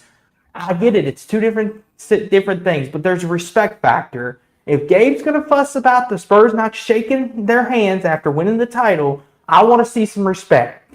And that's the thing too. He even called us out name by name. He said Jokic, Murray. That's what I'm saying, man. Jaden McDaniels. That's why I kind of mess with him a little more, is because he talked a lot of trash, but then he went and backed all of it up. And see, Not like as Dylan a player, Brooks and trash Don, him. you could speak to this. If I sit here and call you out, you're going to take that personal. You're going to be looking for me, saying, "Come here, I'm going to sauce you up on national television." Yeah. Would you not? Would you not take that personal if someone called you out? Yeah, you're supposed to take it personal. It's just the fact that he talked it, and then in that game 3 that you're mentioning, the Nuggets got blown out by 40. Yeah. That's the So thing. it's just Like, did we not take that personal? He's challenging your manhood, guys. Like, that's the thing that ticked me off. But Like, then not he the, was man enough to dap all of you up afterwards too. yeah, it's That's the just thing. Jokic shouldn't be the guy that runs down the court, because that was the fastest I've seen. That was the most effort that I've seen Jokic run back on defense the entire series. But that's the thing, though. He was mad because he's like, I'm sick and tired of people thinking it's sweet over here because the Thunder were doing it. That's why we don't like the Thunder because Lou Dort over here tripping, trying to hurt people, and he got sick of it, basically grabbing him like, you're going to stop it. Lou Dort deserved every bit of that. I'm not comparing him to Jaden McDaniels. But no, there's two different players. But digress on the Timberwolves, though. Like you said, though, DeSumo, Bone Highland, they're very good players. LaMelo. Me and Gabe kind of gave her giving y'all a heads up. Just giving y'all a heads up. I hope y'all can still finish, but after the Knicks, I'm gonna leave. But I'm still down to talk about the Pelicans too. Okay, so I'm here to finish out the show. I'm excited to. All right. Okay, the New Orleans Pelicans. Do we even need to say anything, guys? That looks very. I was down to talk about them, but look at that. I will say that this is my one thing. What do you guys think is going to happen with Trey Murphy? Are they asking for too much? Are they going to keep him? What's going to happen with that? I think he's going to be gone by the deadline. I don't think he leaves right now. It's just they're going to wait out Boston because Boston has been the clear indicator of the teams that want Trey Murphy. Unless he ends up signing to the Brooklyn Nets, because I know the Brooklyn Nets have shown interest in him. I don't think the Warriors go after him. They already got Yaxel Lindeberg. That's true. Yaxel could be. Okay. I said Yaxel's a Rookie of the Year finalist, in my opinion. So my thing is right now for the Pelicans, I like that they didn't have to go after too many pieces in the offseason because they have Jeremiah Fears, they have Derek Queen, who's showing us that he can be that next great big that comes out of New Orleans. They've done it before. They know they have a talent for finding young center prospects. They have a talent for doing that. And he shows flashes of that. He's going to be a guy that's going to be a walking triple-double potentially because his passing is elite already as a big man. I like what I'm seeing out of Jeremiah Fears. So they have an interesting future. I wonder what Zion Williams is going to do because this is just another year of is he going to be healthy enough for this team to do anything? Because if he's healthy, they are a playing team. They are a playing team if he's healthy. Yeah. We already had our Zion looks in incredible shape moment of the offseason, so we'll see. Yes. So before Gabe leaves, it would only be fair. Let me give the proper respect and introduction to the 2026 NBA champions, the New York Knickerbockers. And I've said it multiple times, and I'll say it again. To all the Knicks faithful, including one down at the bottom of the screen, smiling at me like a Cheshire cat that just got a good dinner. I am sorry to New York Knicks faithful. I'm sorry to Gabe. I'm sorry. I will shut up. I will not say anything going forward about the Knicks. Go ahead, Gabe. Have your moment. All I got to say is I've already done my gloating. And, even if we don't defend this next year, I'm still holding on to this past year's championship run for my lifetime. As long as I live, if I'm fortunate enough, I will tell my kids, my grandchildren, my great-grandchildren, however long I'm alive, and I will show them tape. I will tell them the stories of overcoming the 29-point deficit, the 22-point deficit in the first round. Anyways, you guys know the drill. Let's get into the offseason. The offseason, we couldn't retain everyone, and we weren't expected to. And that's because of Adam Silver's best friend, the second apron. The same. CJ McCollum still beats you. What? Someone said that? CJ McCollum still somehow, some way beats the Knicks. He still beats us? He's the one who signed off on the second apron. Oh, right. Okay, yeah. You know what? You got me there. All right. I that took me a second. It's I honestly, it was for the better. It prevented a lockout, and I guess it's better than the whole bird rights versus hard cap. But yeah, so we weren't going to be able to re-sign everyone, but losing Mitchell Robinson, obviously that is the best player of the 6 players between these 4 re-signings, the Andre Drummond signing, and the departures. And there could still be more departures, and I expect there to be more in Jeremy Sohan too. Ariel Hukporti left, but Mitchell Robinson, clearly the best player in the Knicks to be involved with the organization in one way or another. I'm forever thankful for Bro coming in to seeing the 17 wins and now celebrating a championship. I was very upset for a good hour or two with his destination in Boston, but I got over it because he had the right to get the bag. And honestly, I don't think he's going to be in Boston very long. I think he'll be there maybe for a year or two, and I think he'll get traded because he's not going to be the starter. Nehemias Queta is going to be the starter. And I think that he's the type of player that if Boston is struggling even a little bit, he's going to get flipped to a contender. But I will say, based on how everything went down, avoiding the second apron, because if we signed Mitchell Robinson, we would have had to have traded either him, Josh Hart, Mikal Bridges, one of them, for if we wanted to make any moves next year. Because with the second apron, 1 year after you re-sign the player, if you want to sign anyone, you got to get rid of someone to get back under that apron. So I'm okay with it because Andre Drummond plays mostly similar, although he does shoot the three sometimes, and Philly fans apparently say he's not that shabby at it. And that surprises me because this is a guy who, I mean, if he can develop a three, what the hell happened with Ben Simmons? But anyways, the re-signings, Mo Diawara, hell yeah, sneaky re-signing there, multi-year deal. He wasn't in the rotation all of the year, but when he was, he looked phenomenal. He was in the rotation for the NBA Cup. He is also a good defender. He kind of has the same sort of potential as, like, I want to say like a somewhere between like a Josh Hart, Bruce Brown type. Jordan Clarkson, I'm happy he's back for the culture. There was times last year where he was really not happy, and he was, going back and forth with fans on Twitter. Jose Alvarado, though, Landry Shamet, we got our guys back, man. Those are the guys that are loyal to the culture that we got back. And although it does hurt that Tyler Kolek will once again probably not be in the rotation, we're going to have to make a decision there at some point. I'm still happy that we got our guys back. I know this is a tangent.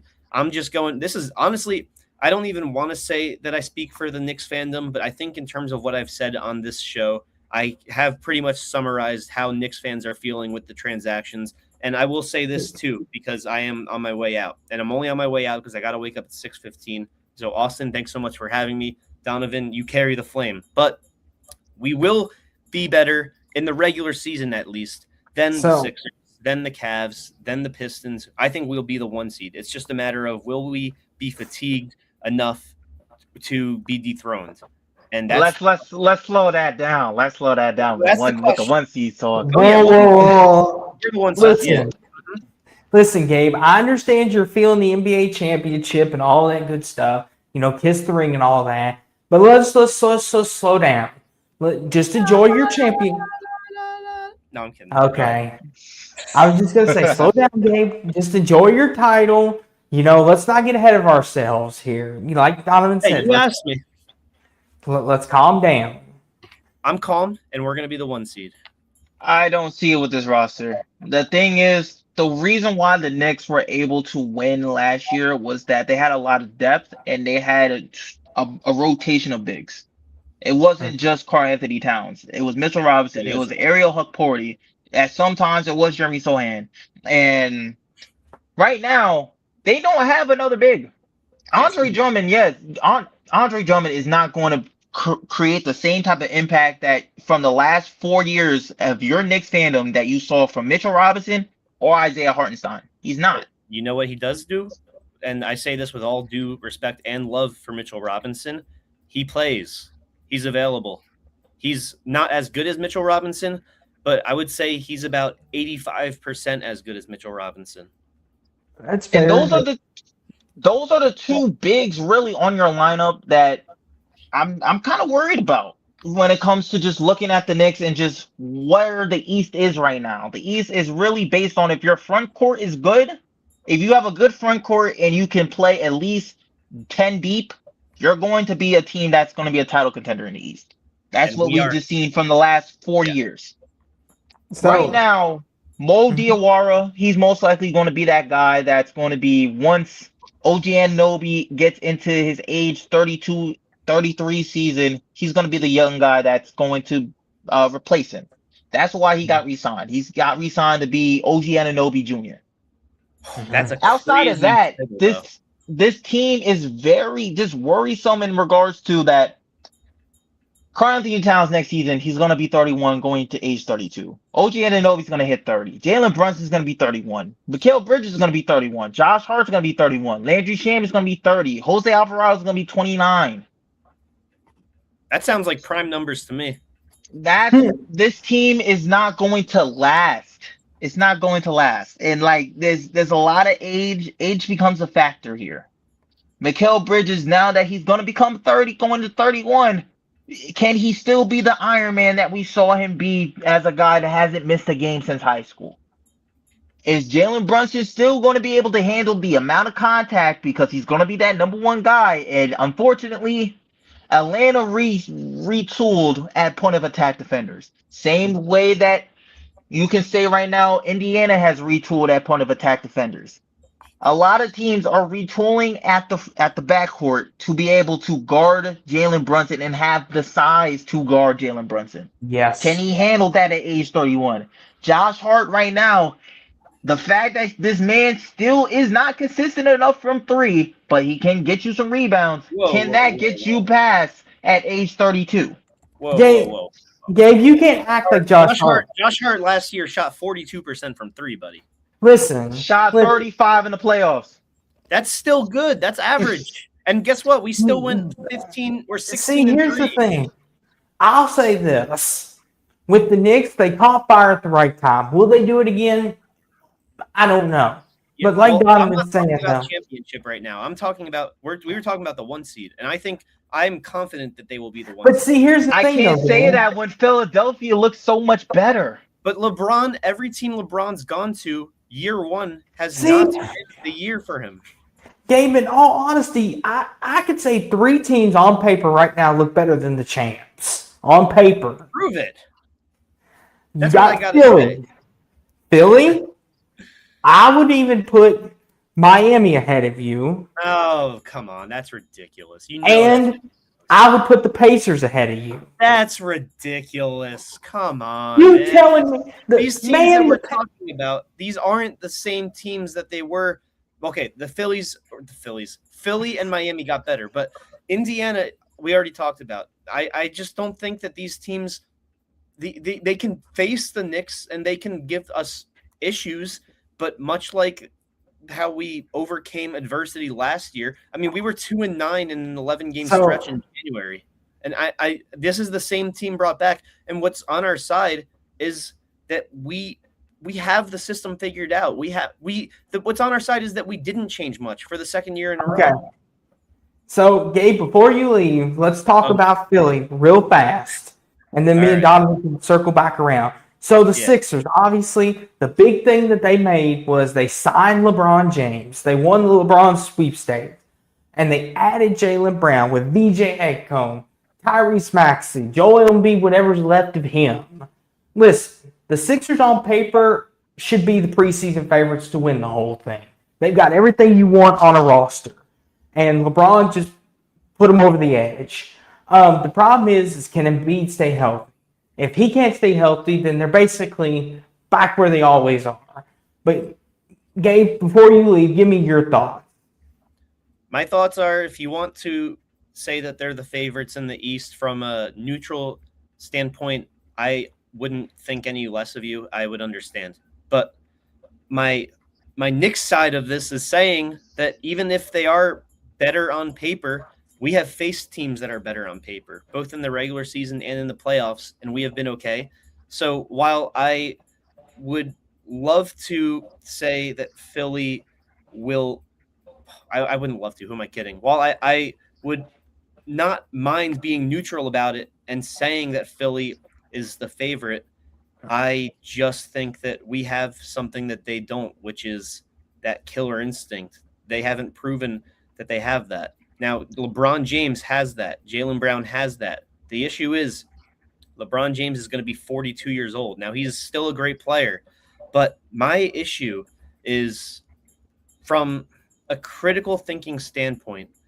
I mean, Rich Paul said that he is trying to be their Draymond Green this year.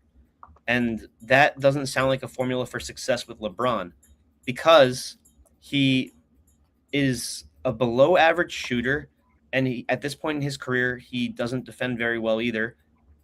but he's going to be their point guard. That's what their reports are. He's going to be bringing the ball up. He's going to be the one involved in the offense, and That's going to be amazing for guys like Tyrese Maxey and VJ Edgecombe who love to cut. And Jaylen Brown is going to be the primary. He's going to be the primary scorer for this team.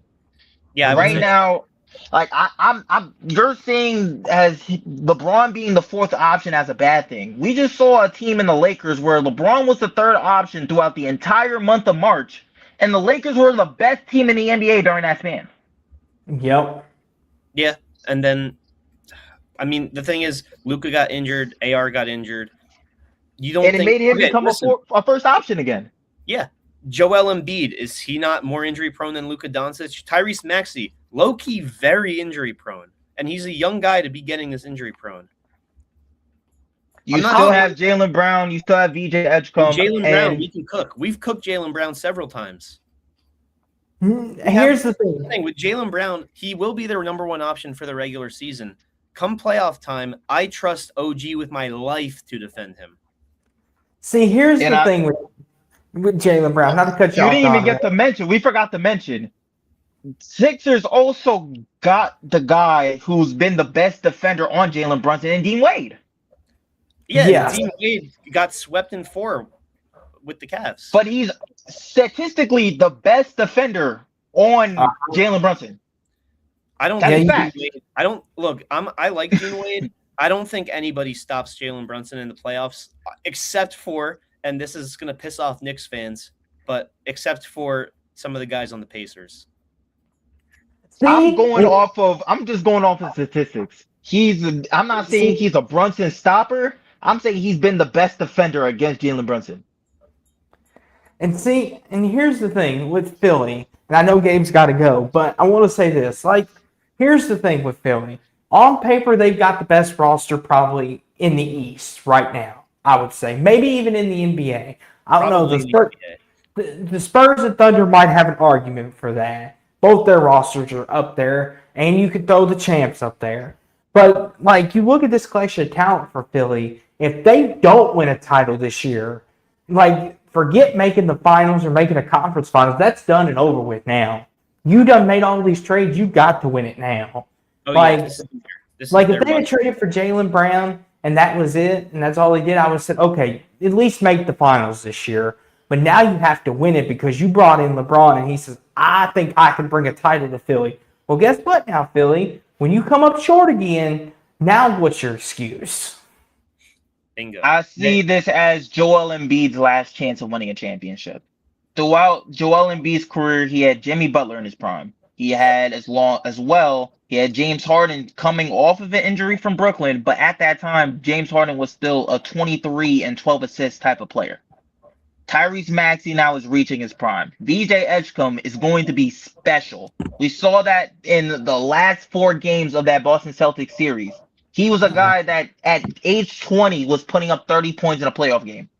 Mm-hmm. We saw what Dominic Barlow can do as a two-way defender. We are seeing they signed Anthony Simons, which I see as one of the sneakiest moves throughout this entire offseason, because Anthony Simons is a 3-point marksman, and he's going to be a really good ball handler off of the bench. Mm-hmm. We haven't even mentioned the fact that they were able to get Liberian Philon Jr., who's been one of the best players to leave Alabama in basketball. And this is a guy that put up 35 against one of the best defenses in the country last year in Michigan. Mm-hmm. They have ballers on this team, and they're young. And I'm excited to see that you have Joel Embiid, who's going to be a vet. Jaylen Brown is going to be a really strong vet for these guys. LeBron James, someone who's going to be very impactful for the development of DJ Edgecombe. I don't think they have to win it all right now, but LeBron has 2 years with this team. They have to win one in those 2 years. He's signed to a 2-year, $8 million deal. He's going to see out both. I don't know. That's a good question. Because even though he's here 2 years, we've seen guys retire mid-contract before. Mm-hmm. I don't see that being that's just not something I can view LeBron doing. If LeBron goes out on his terms, if he wanted to be gone in 1 year, he would have made it a 1-year deal. He wouldn't have done 2. He's doing 2 for a reason. He's giving it 2 cracks, And at that time, Joel Embiid, by the end of LeBron's contract, will be 34 years old. We'll see. Just know, no matter how This good is if Embiid can't get to the finals with this, he might be the most flawed superstar I've ever seen in the NBA because This he has is had it. so much talent throughout his entire career, and the furthest that he has gone is the second round of the playoffs. and now he's the third option. So and Gabe, I know you got to get going. Thank you for coming on, Gabe. But I'll say this to Donovan's point: if this is it, and Embiid cannot get it done with this, he may never get it done. And that's sad to say because Embiid's a really good player when he wants to be. Oh yeah, but it's He's just a Hall of like, Famer. yeah, and it's just like, but you have this roster in front of you, Embiid. This is it. You've got 2 years. Make it happen. This is it for you. This is your one chance. Make it happen. Hey, let's go Knicks. Y'all have every reason to doubt the Knicks, but y'all ain't gonna convince me. Donovan, thanks for replacing the boy. Austin, thanks for having me on. I'll catch y'all soon. Peace. Yes. Me and Donovan will hold it. See you All right, Monday, brother. All right, I'm Donovan. excited, man. Okay, let's finish this out. I want to get some things out the way because I know y'all talked about it earlier. I don't know if you got to Atlanta or Boston. For Atlanta, I'm happy for what they're doing right now. I do like the Lou Dort move. The biggest issue for Atlanta was defense last year, and they got a really strong defender. Lou Dort as well can provide some of that shooting. I'm just looking forward to how Kingston Flemings is going to play. My biggest thing is he got drafted for a reason. Houston guys, especially players under Ralph Sampson, have never been stars. They have been really good role players. So he's going to be put in a position right now where he can play a role, but he's going to be expected to be a star on this team sooner or later. Yes. I do like as well them keeping Nickeil Alexander-Walker and re-signing CJ McCollum. That was a big move that I like. I'm just interested in as well how Aaron Wiggins is going to play alongside this team. They do need the shooting. But right now, Atlanta is a team where if Jalen Johnson is able to take another step from his All-Star season last year and Nickeil Alexander-Walker can continue to flourish, they're going to be a team that in the East that can be considered as a team that can go deep in the playoffs. They can go deep. And I told Gabe this, if you go back and watch, to our audience, I told Gabe, I said, I'm higher on Atlanta than a lot of people are. A lot of people have Atlanta being a lottery team again this year. A lot of teams think they're going to miss the playoffs. And I'm like, I'm not so sure about that because the moves that they made, they're not flashy moves. They're not moves that jump off at you. They're moves that are kind of just like, okay, add a Lou Dort. And don't forget Daniel Dyson, too, a defensive superstar in the making. Atlanta's got a good roster. They're a dark horse to me, Donovan. I could see them being a sneaky team like the Pacers were a couple years ago and sneaking up on some teams. My biggest issue with their roster still is the fact that there was a bunch of bigs available. Walker Kessler was available for some time. You can also mention the fact of they didn't go after Jalen Duren. You could have gone after as well. I'm just trying to name off all the bigs off the top of my head because there was a lot of centers in free agency that Atlanta needed, and they still ended up with Onyeka Okongwu being the only guy there. Jock Landale isn't on this team anymore. So right now, their question is Zuby Ejiofor going to be able to be that backup big for this team? Because right now, it's just Zuby. It's literally just Zuby, and he did have a good year at St. John's. I was able to witness it in the flesh. He was really one of the best players coming out of the Big East, but I'm just worried about their front court. But they have amazing wings, and they have a really good backcourt. So I'm excited to see what they're able to do. Yes, and for Atlanta, I know not to spend too much more time on it, but like maybe Atlanta's going to play a lot of small ball this year, which could work in their favor. We've seen it with teams. I know you said you mentioned Boston too, Donovan. What'd you want to say about the Celtics? Oh my God! This has got to be the worst. I mean, the worst offseason to ever happen in Boston sports. Let me ask you this, Donovan.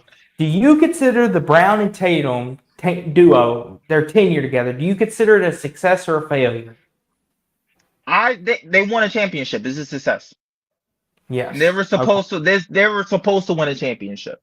That's what the expectation was when those two took a 2018 LeBron James led Cavs team to 7 games. Mm-hmm. There were some setbacks. We all thought the year was supposed to be in 2022. We thought it was supposed to be in 2023 as well. But Mm-hmm. they were able to win the championship in 24. Arguably, they had one of the best rosters ever Mm-hmm. in 2024. And the thing is, I see a universe where Jason Tatum potentially is the guy that they move. They just couldn't move him due to him coming off an Achilles tear. I don't know Yeah. if Jason Tatum is going to be the same player again. I know he did come back early. He came back earlier than Kobe Bryant did from his Achilles. And he Yes. came back being a 25 point per game player. But that Mm-hmm. was with Jaylen Brown already being the focal point of the offense at that moment. Yes. Now you're leaving Jason Tatum with less help. And the guy that's known Jason Tatum and knows how to defend him is still in the conference, still in the division, and you have to play him at Yes. least 3 times a year in the regular season. See, that's what boggles my mind, Donovan. If you're going to trade Brown, ship him west where you'll see him like maybe twice a year in the regular season, and then you'll see him not until the finals if you happen to meet again. Why would you ship him to a team that you're going to see 4 times a year, maybe 5 if you end up in the same cup group? Why would you do that? That's just asking for it, Boston. You're asking for it now. Like It's now, Jaylen just, Brown's going to be like, "Oh, cool! I get to play them 4 times now. Good for me." yeah, I'm Like, just fearful right now with Boston because this team, if how they look right now, just their roster on paper, they're in the same category with like the Orlando Magic. Like they have a star player in Jason Tatum, but he's a question mark. These Achilles tears are no joke. He's mm-hmm. not going to be the same player again. The only exception to that rule was Kevin Durant. And he's a And freak. yeah, He's a freak and of the thing nature. is, right now, Tatum is going to be the focal point of this team. And the fact of just, they didn't want to get rid of Hugo Gonzalez. That's the reason why they couldn't get the deal done. It was Hugo Gonzalez. I like what I saw out of Bailey Shireman, but Paul George being the guy that's going to be the second option to Jason Tatum, I'm just worried. I do like the Mitchell Robinson move as well. Him paired up alongside Neemias Queta. I truly can see the Boston Celtics leading the league in offensive rebounds this year because they got really 2 great glass cleaners on that team. Mm-hmm. Yeah, it's one of them for the Celtics. Me and Gabe kind of touched on it. We were not too sure what they were thinking of. And there was the other teams that we kind of went over. We went over the Mavericks, Cleveland, of course the Nuggets. I went on a whole rant on that, Donovan.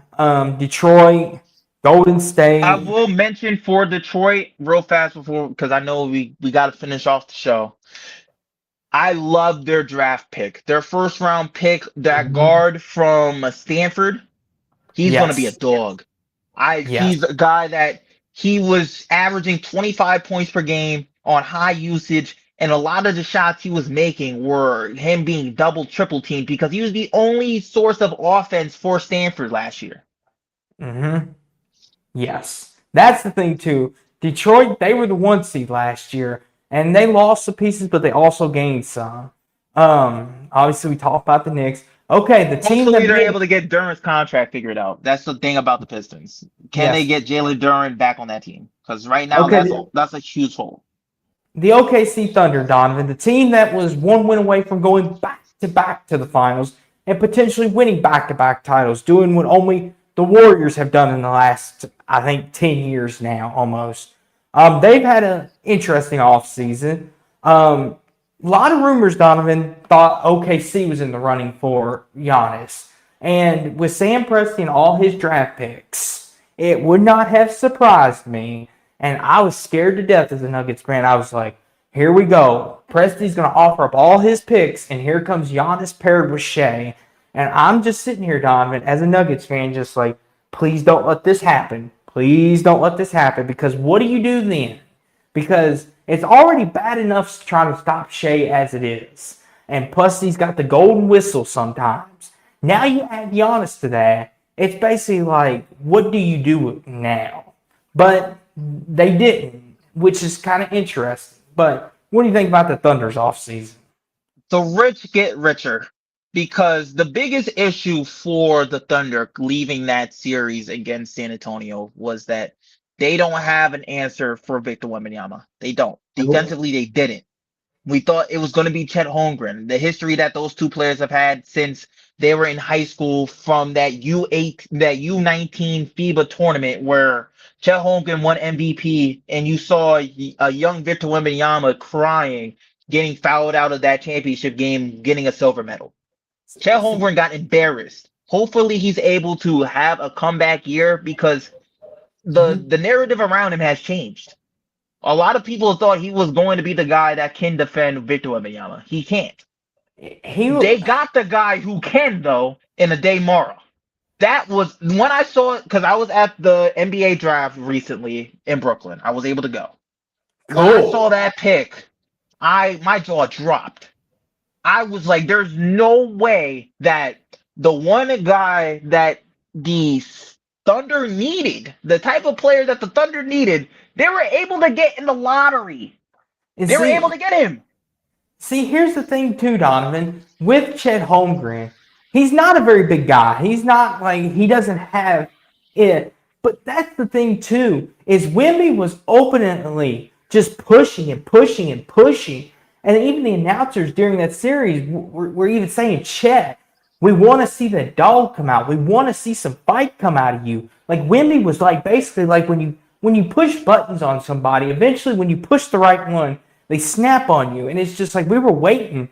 I was like waiting for Chet to start pushing back. And he just never did. And it's like, Chet, you can't let Wemby bully you like this. Stand up for yourself. Yeah, he may still score on you, but fight back with him just a little bit. Push him. Do something. Like, don't let Wemby sit there and back you down and just sit there smiling at you, because he was sitting there smiling and laughing at him like, oh, this is easy. And it's just like, come on, Chet. And it's just like Dort and J-Dub and Jalen Williams, they were the ones trying. Like, they were flipping everybody on him because Chet couldn't do anything. Like, Dort tried. Dort got it. Like, everybody they put on him. Shea even tried. And Wemby was like, you can get it too, Shea. Like, how do you stop a 7-foot monster like that? You really don't. Get another 7-foot monster. Ade Mara, he is a guy that has really good lateral quickness for a person that's 7 foot.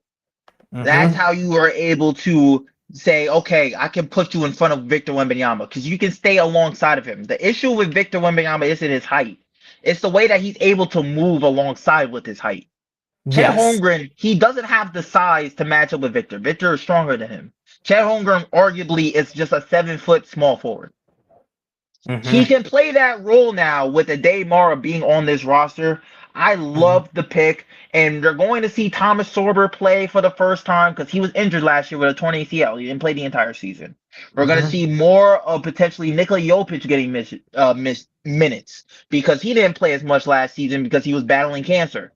They were able to re-sign Cason Wallace, who's going to be a starter this year. He's replacing Lou Dort. And I love Cason Wallace because he's kind of similar to what Jalen Brunson is in regards to a 6'1" guy, but he has a really good wingspan, and he is an all defensive player. So you're going to have that in your starting lineup. Join alongside Alex Caruso, who had a really good year. You re-sign Isaiah Hartenstein. Jalen Williams, J-Dubs is going to be healthier. This team is scary. This team is loaded. This team is young, and all of them are still under contract until 2031. See, and one name you mentioned, Donovan, Alex Caruso. He was the only guy I could say in that series last year that gave Wemby any kind of fit. And I mean that seriously. He was the only guy that really gave Wemby any kind of fit. Like, same with Jokic the year prior.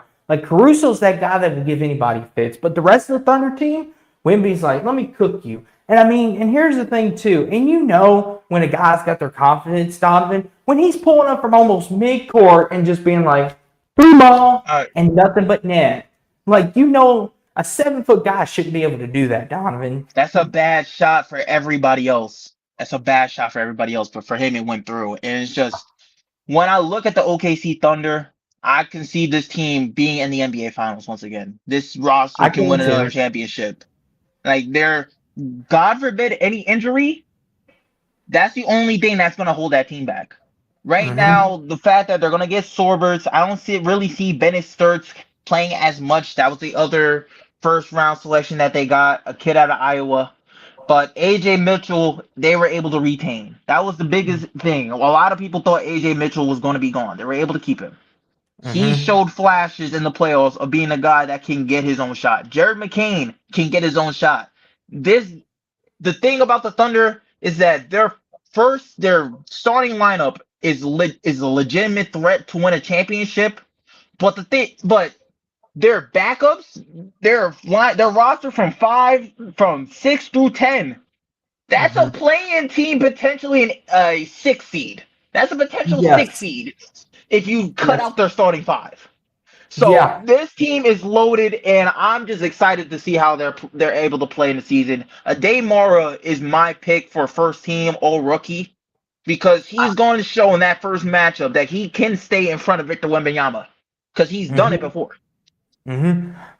The Orlando Magic, Donovan, their team, Donovan, that made a trade last year for Desmond Bain.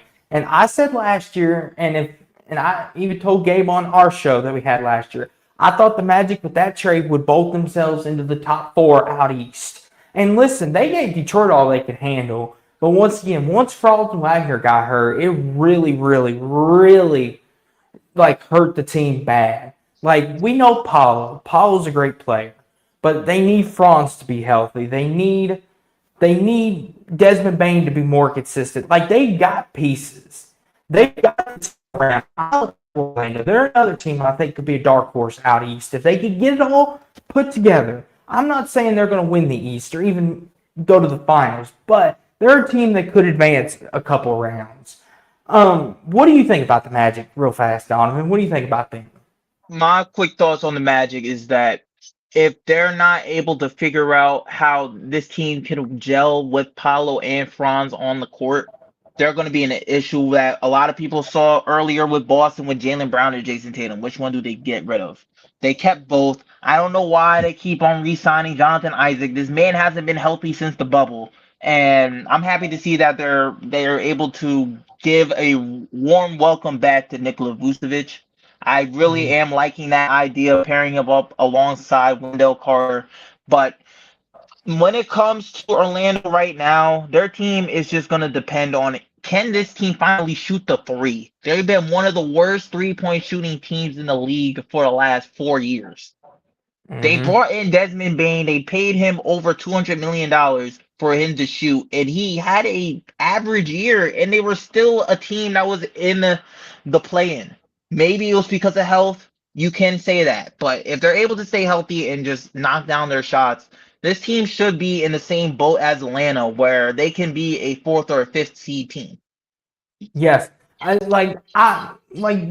to go too long on the Magic, but health was their biggest thing last year, I think.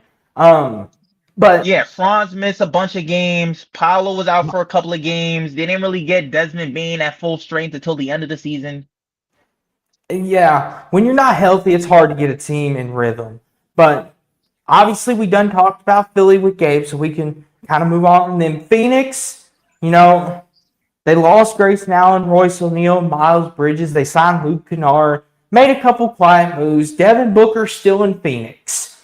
And, he's still one of the last few superstars, Donovan, that's hanging around his team. And a lot of people have said, hey, Booker needs to get out of Phoenix. But Devin Booker seems content. Like, Devin Booker's, like Jokic, has even come out and said, hey, I want to be in Phoenix. I want to be here. I don't mind it here. What do you think about Phoenix, Donovan? Phoenix is going to be a playing team. Like from here on out, I should see them in that 7 through 10, where they're middle of the pack. Honestly, I can Mm-hmm. potentially see them being a 6 seed. I'm looking forward to see what Koa Pete can do. The hometown kid. He's from the area. He was Mr. Basketball in 2020. 4, and now he went to Arizona. Now he's able to go in Phoenix. I'm just interested in seeing how Miles Bridges is going to react being out in the desert because Bridges has been a little bit of a head case. He isn't really the vet that they want to teach the young guys. Dylan Brooks is coming off of a tremendous year. I'm looking to see how he's able to improve. Mhm. But Mark Williams is where I'm really interested about in that re-signing. Him getting re-signed to a 3-year Yes. deal. I remember just not so long ago, he was supposed to be on the Lakers in a trade for Dalton Knecht, but Yes. a physical prevented that. So they Yes. have bigs on this lineup. Maluak had a really good first year, in my opinion. So right now, I don't see Cole Pete really playing the 4. I think he's going to be a 3 throughout his first year with the Suns. But this team, they're not going to surprise me as much. I really just see him being in that playing. Hopefully, you don't got to play against OKC because if they do that again, they're not going to win for it. They're not going to win a game. Yes. Yeah, they like Miles Bridges, kind of like with the jaw thing. Hopefully getting out of the Charlotte and going to the desert where there's not really much to do. Hopefully it does him some good. I think a lot of times, Donovan, like Adam likes to say, getting away does some good for relationships. And I feel like Ja, maybe Miles Bridges ran his course in Charlotte. It's a big city with a lot of things going on. And, the whole trouble, we won't get into that. But maybe coming out to Phoenix, getting a new start, getting nice homeland out in ranch and all that good stuff, and maybe just being peace of mind and playing hoops will help him get his mindset back. 100%. And it's just I like where they're building this team. This team is still really young, and it's just I'm excited to see what Jalen Green can do because I saw during that playing game against the Trailblazers, that man that first round series that he had against the Golden State Warriors where he got flat out embarrassed throughout 7 games. He's Mm-hmm. definitely has that in the rear view mirror now. He's been an entirely different player since. Yes. Portland, we kind of touched on them, a little bit, but, like we said, Jeremy Grant's gone, Chris Murray, Matisse Thybulle, we kind of touched on that, John Moran. But like Donovan mentioned, they got a lot of guards. They got to figure out what they're going to do. Dame time. Robert Williams is back. He's finally playing healthy again. Do you see Denny Advia regressing this year? Because obviously he's been one of the players that did get inflated by free throws. He was a guy that was able to get to the line at the 3rd best in the league at getting to the line. So do you see this year potentially being the year where, like for example, in baseball, Cal Raleigh was an MVP candidate last season. Now he's barely even recognizable. Does See, that here's happen to Denny Advia? here's the thing, Donovan. I'm curious what kind of lineup Portland's going to play. If their lineup's going to be, they're going to put Ja at the point, Dame at shooting guard, Omni at the small forward, and power forward they have Robert Williams at center, power forward, whichever one, and then have like Holiday or somebody come off the bench. I'm just kind of curious what their lineup's going to be, and that would answer that question more better because you would think with guys like Ja and Dame to, maybe not as explosive as they once were, especially Dame coming off his injury, but his ability to get open from anywhere. We talk about guys who when you walk across half court, you have to be up in their grill. Dame Lillard's still that guy. Like the second he walks across half court, Donovan, he's ready to let that thing fly. So I would think that would still help Avnia. But Ja and Dame are going to have the ball more.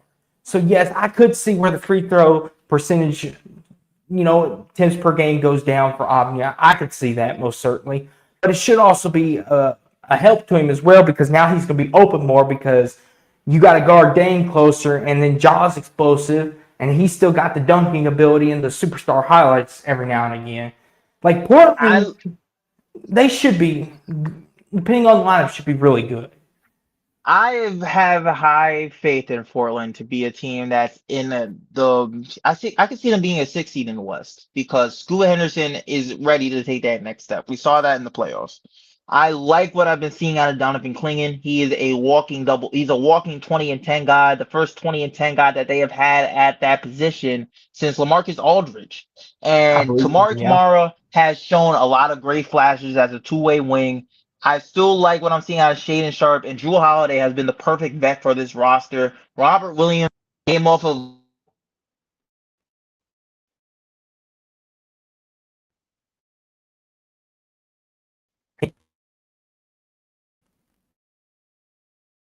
Oh.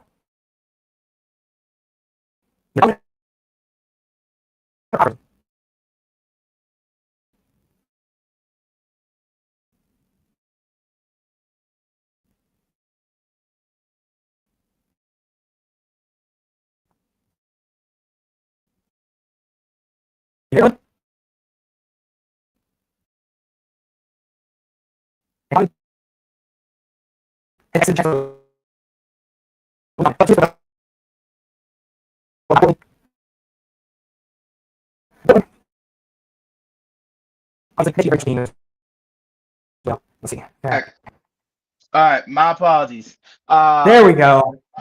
My thing is, can Robert Williams III have another healthy season? Can Tamari Kamara take a next step as well? Because he's been a really good player. Yes.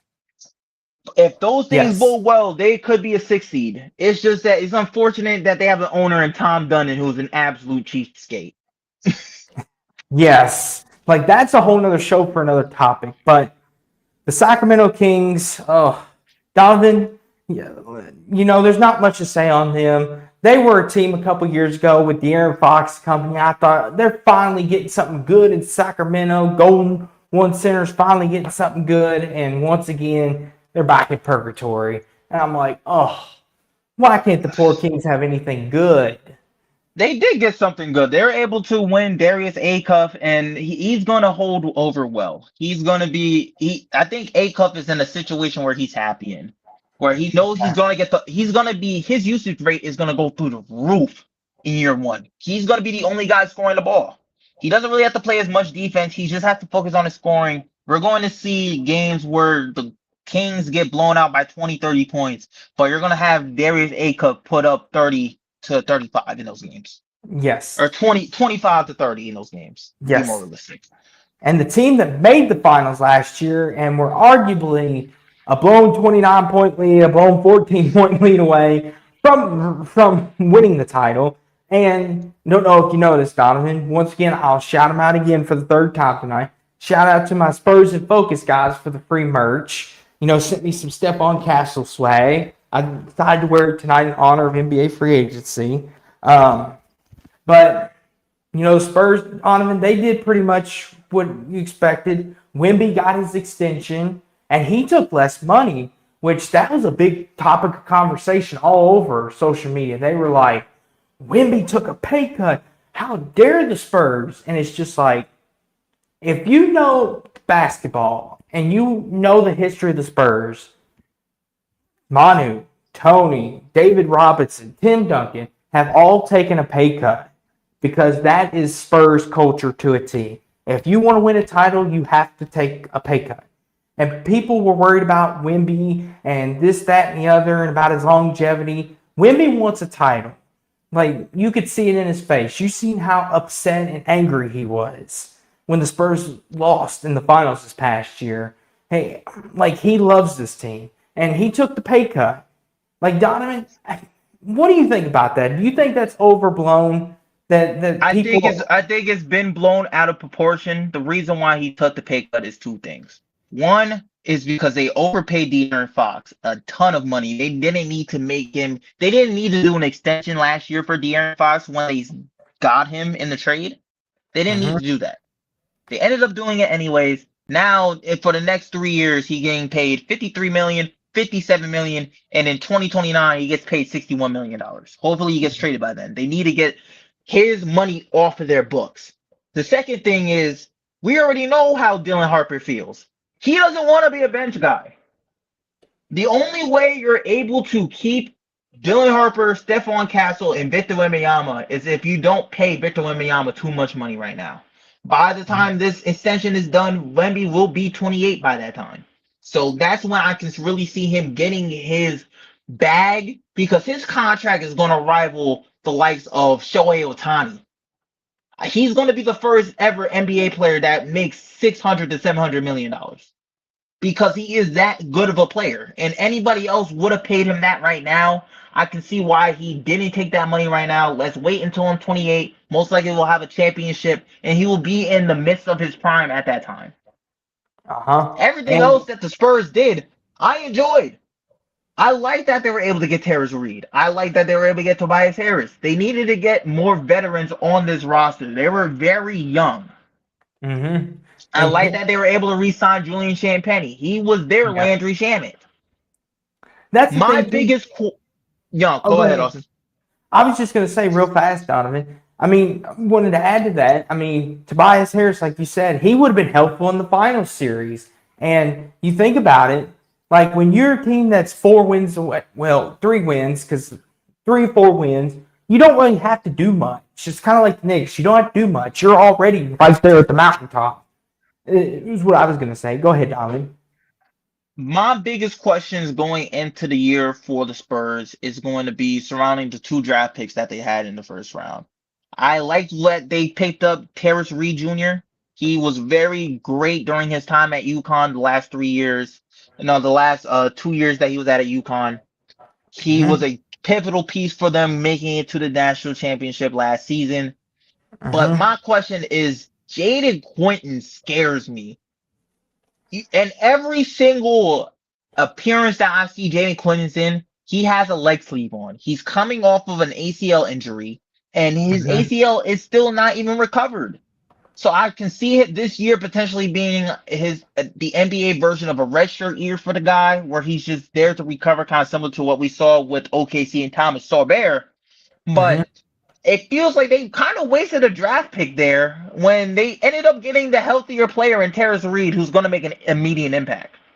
But outside of that, this team rivals OKC, where they have the star power. They just needed the veteran presence. Tobias Harris would have been such a help because, yes, Tobias Harris has looked shaky in the playoffs, but one thing about him, he is good in situational basketball. If that was him instead of De'Aaron Fox on that steal, breaking to the basket, he wouldn't even went up for the layup. He would have dribbled out the clock. He's smart. They needed more smart basketball players. See, here's the thing. De'Aaron Fox, I know we could go on a whole tangent. I just think he thought, hey, I'm faster than this guy. I can get this layup. And sometimes you think, oh, he's behind me, so guess what? He's going to have to foul me. I'm either going to get the bucket or I'm going to get fouled. And it's just like, I could see where Fox is coming from. Do I agree that you should just dribble it out? Yes, but sometimes when you're in the NBA Finals, you think, oh, yeah, here comes my highlight moment. I'm going to get the layup to put us up 3. Here we go again. And it's like you get that one moment of like, yeah, that was me. Yeah, that was me. And it's just kind of like, and as basketball players, and I played basketball in high school, I won't say I know anything, but I'm just saying, when you typically got a player behind you, you're typically thinking, okay, he cannot block my shot because if he does, he's going to have to foul me or he's going to bump into me. I'm either going to get the basket or I'm going to get fouled. But OG was able to time it just right. It was one of those perfect things, Donovan, that it probably they redid that. Fox gets the layup or he gets the foul out of it. But he timed it just enough where he was able to go whack off the glass. The issue here is that De'Aaron Fox wasn't there to be the highlight guy. He got traded. The Spurs made the deal to trade him from the Kings over to San Antonio to be that veteran presence that calms everybody down, calms down the young players. We saw that in Game 7 of the Western Conference Finals. When OKC started to go on a run, it was De'Aaron Fox who was hitting threes to settle everybody else down. Yes. Tobias Harris now has to fill that role alongside of him because De'Aaron Fox can't do it on his own. He's not capable of doing that. We just saw it on the grandest stage in the NBA. That's why I like that they signed Tobias. He's there for a reason. He's going to be kind of in the same role that we saw with Harrison Barnes. And I'm happy Jordan McLaughlin got a bag. Shout out Long Island. Yes. But the Spurs pretty much did what we thought they would do. Okay, last couple teams here. We talked about Toronto when we talked about the Clippers, so we won't have talked about them too much. Utah, they lost, Walker Kessler, re-signed Nurkic and Mo Bamba, Jackson Hayes, and Kogi. Don, anything you want to add on Utah? When it comes to Utah, I'm happy that they got Darren Peterson. He's going to be a exciting player for them next season. And just, I'm interested to see how this lineup works because Ace Bailey, low key, looks like the odd man out here. Where Mm-hmm. is he going to play in the starting five? Because right now you have Darren Peterson, and also let me just look at the roster. Because like when I'm viewing right now when it comes to the Utah Jazz, I just don't think there's space where Ace Bailey is going to get minutes. At least he's not going to get starter minutes. You have Peterson. You're going to have Jaren Jackson play either the three or the four. Keontae But no, we're not. George. Marketing play the three. Jackson's going to play the four. You brought in Yusuf Nurkic to play the five. But then he's joined alongside Josh Okogie. You also still have Filipowski. You also have Isaiah Collier, who showed you that he can be a really good point guard. Keontae George as well. So you might just run a lineup where it's Peterson, George, Marketing, Triple J, and Yusuf Nurkic. You can run that lineup. Yes. Ace Bailey was the 5th overall pick last year. And And he's not going to be a starter going into year 2. It's just crazy to me how Utah just somehow, some way has all these players. It's just I don't know how they're going to put the pieces to the puzzle. I don't know either, Donovan. That's the thing about Utah is they're a sneaky, scary good team, I think, coming into the West this year. They may not win a lot of games still, but they're going to upset some people. They're going to be one of them teams the last few weeks of the season that you think you're going to have an easy dub, and then Utah spoils it. And then all of a sudden, you go from being the 3rd seed, all of a sudden you're dropping to the 7th seed, and you're in the play-in because of it. Especially if you're a West team. Like, I could see like someone slipping on a banana peel against Utah, but like you said, they're like the Spurs and Thunder. They're trying to fill out their roster where their whole bench could be a starting five somewhere else, and then their actual starting five is the one that they're trying to build that type of team, which I don't blame them. They're going to be a good team in the future. I don't see them really going that far this year. Like you said, they might play a little bit of spoiler to teams, but right now they're the rest of the roster is just too young. It's just really it's still really young. I'm just looking forward to see how Darren Pearson and Keontae George are able to play alongside each other. I'm just hoping that Ace Bailey gets minutes because right now he's the odd man out. Yeah. Well, here's the thing, Donovan. Our last team, and this is a team a lot of people think out east. We've talked about a lot of teams tonight being dark horses. I've seen a lot of people say the Wizards are going to be a playoff team next year, not a play-in team, a playoff team with Trae Young, Anthony Davis, with their draft picks that they've got. What do you think, Donovan? Is this the Wizards' time finally? Are they going to recreate the Bradley Beal, John Wall magic? There's two realities here. Let's say Anthony Davis somehow, some way is able to play at least 50 games. If he's able to play 50, I would say his cap 65 games. If he's able to play 65 games, they could be potentially they could be a playoff team. The East is not as dominant as we think it is outside of the Knicks. I can see them being a team that's around the same level as the Pistons, Hawks, Orlando. They can be in that 4 to 6 range. They can be in that range. If Anthony Davis doesn't play and he's mostly in street clothes and we see him only play 30 games, they're most likely going to be an 8th or a 9th seed.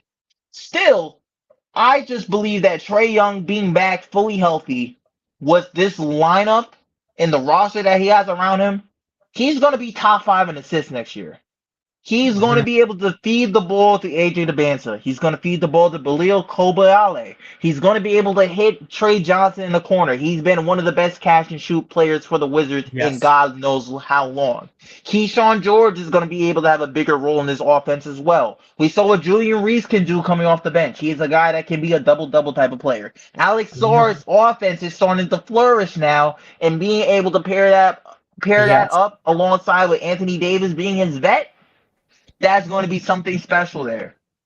Yes. That is, and I didn't even get to mention Bub Carrington. So he's going to be another offensive onslaught weapon for Trae Young to pass the ball to. Trae Young, like I said before with LaMelo Ball, you can't talk about great NBA passers without mentioning his name. This is true. Just 2 years ago, just 2 years ago in 2024, he was top 3 in the NBA in assists. I can see him coming back into that, potentially leading the league in assists this year with the roster that he has around him, because he has around a bunch of players that aren't good enough to create their own shot yet. The only players I can think of on this roster that can create their own shot that are young is Keyshawn and AJ DeBanza, and sometimes Cooper Halley. Yes. Outside of that, everybody else are really much catch and shoot type of players, and Trae Young is going to have a field day being able to open up the court for these guys so they can get their shots. And I think that's why he personally chose Washington. Like, that's the thing, too. People don't realize this, but Trae Young openly chose to come to DC.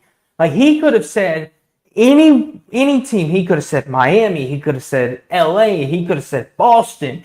But he openly said, I want to go to the Wizards. That was and he even said it himself, I want to go to Washington. And a lot of people looked at that as career suicide. They were like, oh, no, Trey. Why would you want to go to Washington? That's worse than Atlanta. They were like, Donovan, you remember that day that he said that? Like, Twitter and all them outlet feeds were having a meltdown. Oh, Trae Young's going into purgatory. Like, why does he not want to go to a winning team? A team that can win a title? Like, Trae Young, he has an eye for talent, like you said, and everything you just mentioned, Donovan, you bet you Trae Young sees it as well. He's like, hey, this team is not that far off.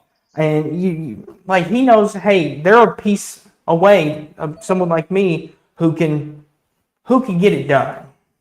The biggest issue last year for Washington was that they had a lot of youth and they didn't have a lot of players that can create their own shots. The only person on that team last year that was able to do that was Keyshawn George for the most part. And Yes. now they're able to have a player in Trae Young who's a phenomenal floor general, and he's able to help the young guys just get open looks. That's all Mm-hmm. he's there to do. He doesn't have to exude as much energy on defense. They have enough wing defenders on this team to do so. They have enough defenders at the point of attack to do so. They have enough of that. He's just there for the passing, and I would pay if he's getting paid $212 million. He's getting paid that much money, so his stat line at the end of the year is at least 20 plus points per game and at least 10 plus assists per game. If you're Yes. able to get that out of Trae Young in his first healthy season back, that is a success for the Wizards. Yes. But that was all the free agent teams, all the moves they made. And there are still some teams out there, the players, excuse me, not teams, players out there that have not been signed. Real fast, Donovan, we've got DeMar DeRozan still out on the market. We've got James Harden, Westbrook, Jalen Duren. You mentioned him earlier. Just real fast, Donovan, what do you think about those players still being out on the market, and what are some destinations you think would fit well with those The guys? biggest question mark right now is Jalen Duren, because he's in a situation where he just wants the bag. I don't think Yeah. he cares about making the playoffs. His issue was that he wanted to be a 40 million per year type of player, which he can be. He's only 21. So like, I Mm-hmm. know a lot of people are hard on him after the tough playoff run that he had this year, but I'm Mm-hmm. still seeing what he was able to do during the regular season. He was a 20 and 10 guy. Yes. We saw it. So he has the potential of doing that. It just has to translate to the playoffs. And it doesn't do it. Translating to the playoffs doesn't happen that early for a lot of players. That's what the difference about the NBA is. He got into the NBA when he was 19 years old. He's Mm-hmm. only in year 3 going to year 4. So I can see him be able to be that type of player to be he just needs to be more consistent. That's going to happen when he's going into age 24, 25, 26. It's not going to happen right now. If he ends up staying in Detroit, that will be a really good option for not only him, but for the rest of that team. The only bigs that they have on that roster right now is Karen Lopez, the Mm-hmm. guy that they just one of the guys that they drafted. So I'm looking at it where if he ends up in Sacramento, good for him and his development. He just wants to be able to get paid right now and get that paycheck. That's good for him and his family. But he's the only player right now where it's very questionable in terms of the remaining available options, because him and Detroit are so far off in the negotiation table. That's what the reports are. They're not even getting to a middle ground yet. There hasn't even been close to conversations to get to a middle ground. I know, His right? price has been set. So I'm looking at that and I'm nervous. Another player that I look at and I'm kind of nervous about is in regards to just Jonathan Kuminga. He's been referenced towards the Lakers trying to call him to get at him. Other teams as well have been trying to call and get at him as well. And he did have a decent second half of the season with Atlanta. He did show what he can bring to the table for teams. Mm-hmm. I don't know where he's going to end up because Jonathan Kuminga moves at the beat of his own drum. Yeah. And we saw that during his time in Atlanta. We especially saw it during how he tried to force his way out of Golden Go. State. Yes. But I'm hoping that a team like Milwaukee or potentially a team like Miami is able to scoop him up because he's going to be he's a terrific addition as a wing and he's really good he's getting better at defense. His offense is starting to get there as well. He was one of the few guys for Atlanta in the playoffs this year that was a double-digit scorer. And that Yes. was just coming off of 19 minutes of play. So Yes. he does have a lot of potential to bloom. He just needs to be in a situation to do so. Yes. He's one of them players, Donovan. He's one of them, like you said. If he's in the right Oh, so situation. you muted, buddy. Oh, oops. Am I? How about now? Nah, I still can't hear you. Oh boy. Hold on. Yeah. Okay. How about now? Can you hear me now? I still can't hear you, man. Hold on. Let me see. Hold on.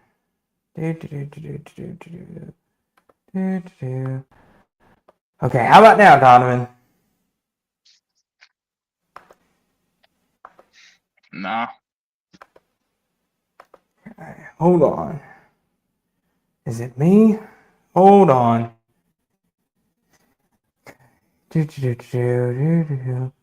I don't know. Is it?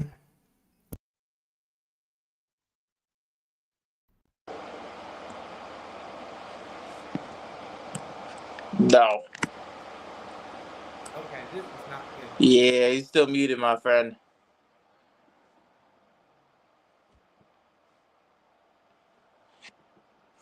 But when it comes to just overall the NBA free agency, this has been one of the most wilder ones I've seen since 2019. I don't know how y'all feel about that. It's just from what we've seen, it's just been exciting. Absolutely exciting. Okay. What has been some of y'all favorite additions so far? Let's try this, Donovan. Can you hear me now?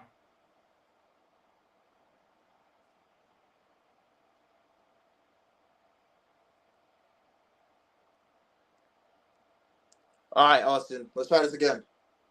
Can you hear me now, Donovan? Let me leave. Maybe I gotta leave. I just literally can't hear him. We're having.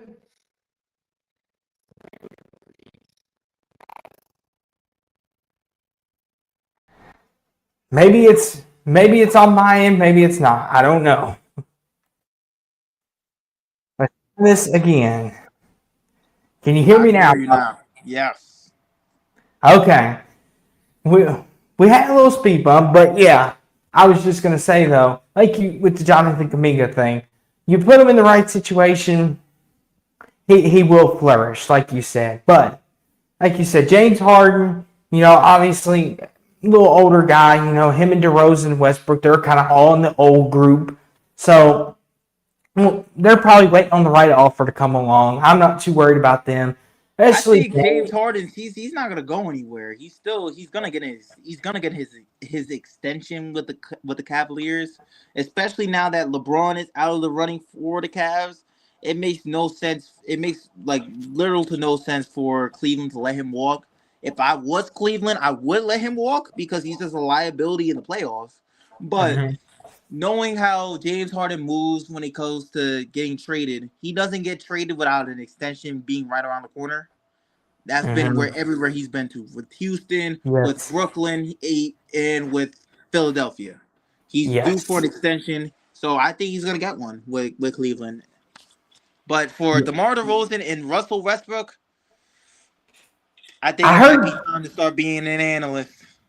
See, here's the thing. There's reports Denver has shown interest in DeMar, which I would be cool with DeMar coming over to the Mile High City. He'd be a nice addition. Obviously, we had Westbrook, and like Westbrook, I think would be a good addition anywhere he goes. But let me ask you this, Donovan. Before we go, I gotta ask, who's your winner of free agency and who's your loser? Before we get Oh, out of here. the biggest winner of free agency right now is obviously the Philadelphia 76ers. They just Yeah. lucked themselves into not only getting Jaylen Brown on a bargain, because Jaylen Brown's asking price was 4 first rounders. They only Uh-huh. gave up 2 in Paul George. People forget to And mention in the that. original, also, let me add on to that. When the talks began with Philadelphia, Boston was asking for 4 firsts and VJ Edgecombe. They Uh-huh. didn't get neither of those things. So they were I, able to get that. And that move has been reported for LeBron James to be the piece that that was the final piece in the puzzle for the Sixers getting LeBron. LeBron has stated that, at least a lot of people from his team have stated that once they saw Jaylen Brown sign with Philadelphia, LeBron wanted to join that team. Philadelphia easily has one of the scariest starting fives in the entire NBA, let alone just in the East. Their team is very young now. They have a really good amount of depth in terms of both in the backcourt, at the wings, and in the front court. And for Joel Embiid coming off of a season where it was a little bit plagued with injuries, he did miss some playoff games as well. He doesn't even need to play all 65 next year. He just needs to be healthy in time of April. If he's healthy yes. in April and onward, this team can go deep in the playoffs. So I'm excited to see what Philadelphia can do, because right now, since the Knicks won the championship, Philly's the laughing stock. We don't point Mm-hmm. at them to laugh. In 2024, it was Boston until they won. Last year, it was the Knicks until they won. Right Yeah. now, everybody looks at what Philadelphia has done over this last decade, and it's just a joke. So they Uh-huh. have a chance to really change their narrative, and with this offseason, it proved that. Not only getting rid of Daryl Morey and bringing in a new GM, I'm excited for the Sixers team. Yes. I would say for the winner for me, Donovan would be I'm between Philly and Miami. And I would say Portland too. I got 3 of them. Portland, Miami, and Philly. Because I think Portland's greatly going to benefit with having Ja. Obviously, Giannis to Miami automatically puts them in the conversation for the favorites to win the East. I think, and like you said, Philly was able to get a bargain for Jaylen Brown.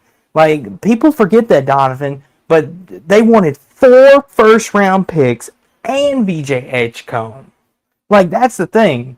Like, people don't realize that. But Philly got a bargain. Those 3 are my big winners. But as far as losers, Donovan, and I don't like saying this, but it's got to be my Nuggets, Donovan. They haven't done anything. They're letting Peyton Watson sit out there on the market, still with no contract. And it's just like, what are you guys doing? Another team, Donovan, the Celtics, they get thrown in that category. It's like, come on, guys. What do you think, Donovan? I think the losers so far from this offseason has been one. I agree with you. The Nuggets did not make any moves. They needed to do something, especially after getting bounced in the first round. Typically, we don't see Nikola Jokic get eliminated in the first round of the playoffs. And this is coming off of the best statistical season of Jamal Murray's career.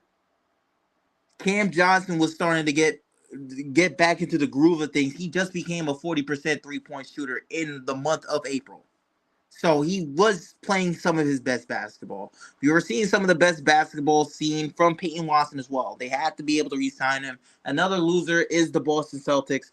But one of the losers that you haven't mentioned, and I truly just see that being the Golden State Warriors. They did absolutely nothing. They did nothing. Outside of drafting Jakob Lindenborg, they didn't make a single move in the offseason, and Stephen Curry isn't getting any younger. They kept Draymond Green on this roster. And I don't see how Steph Curry can be happy with the fact that they didn't originally going into this offseason. The rumors were you were going to get LeBron and Anthony Davis. Neither of those things happened. This team is not going to be good next year. I don't even think they're going to make the play-in. Like, that's how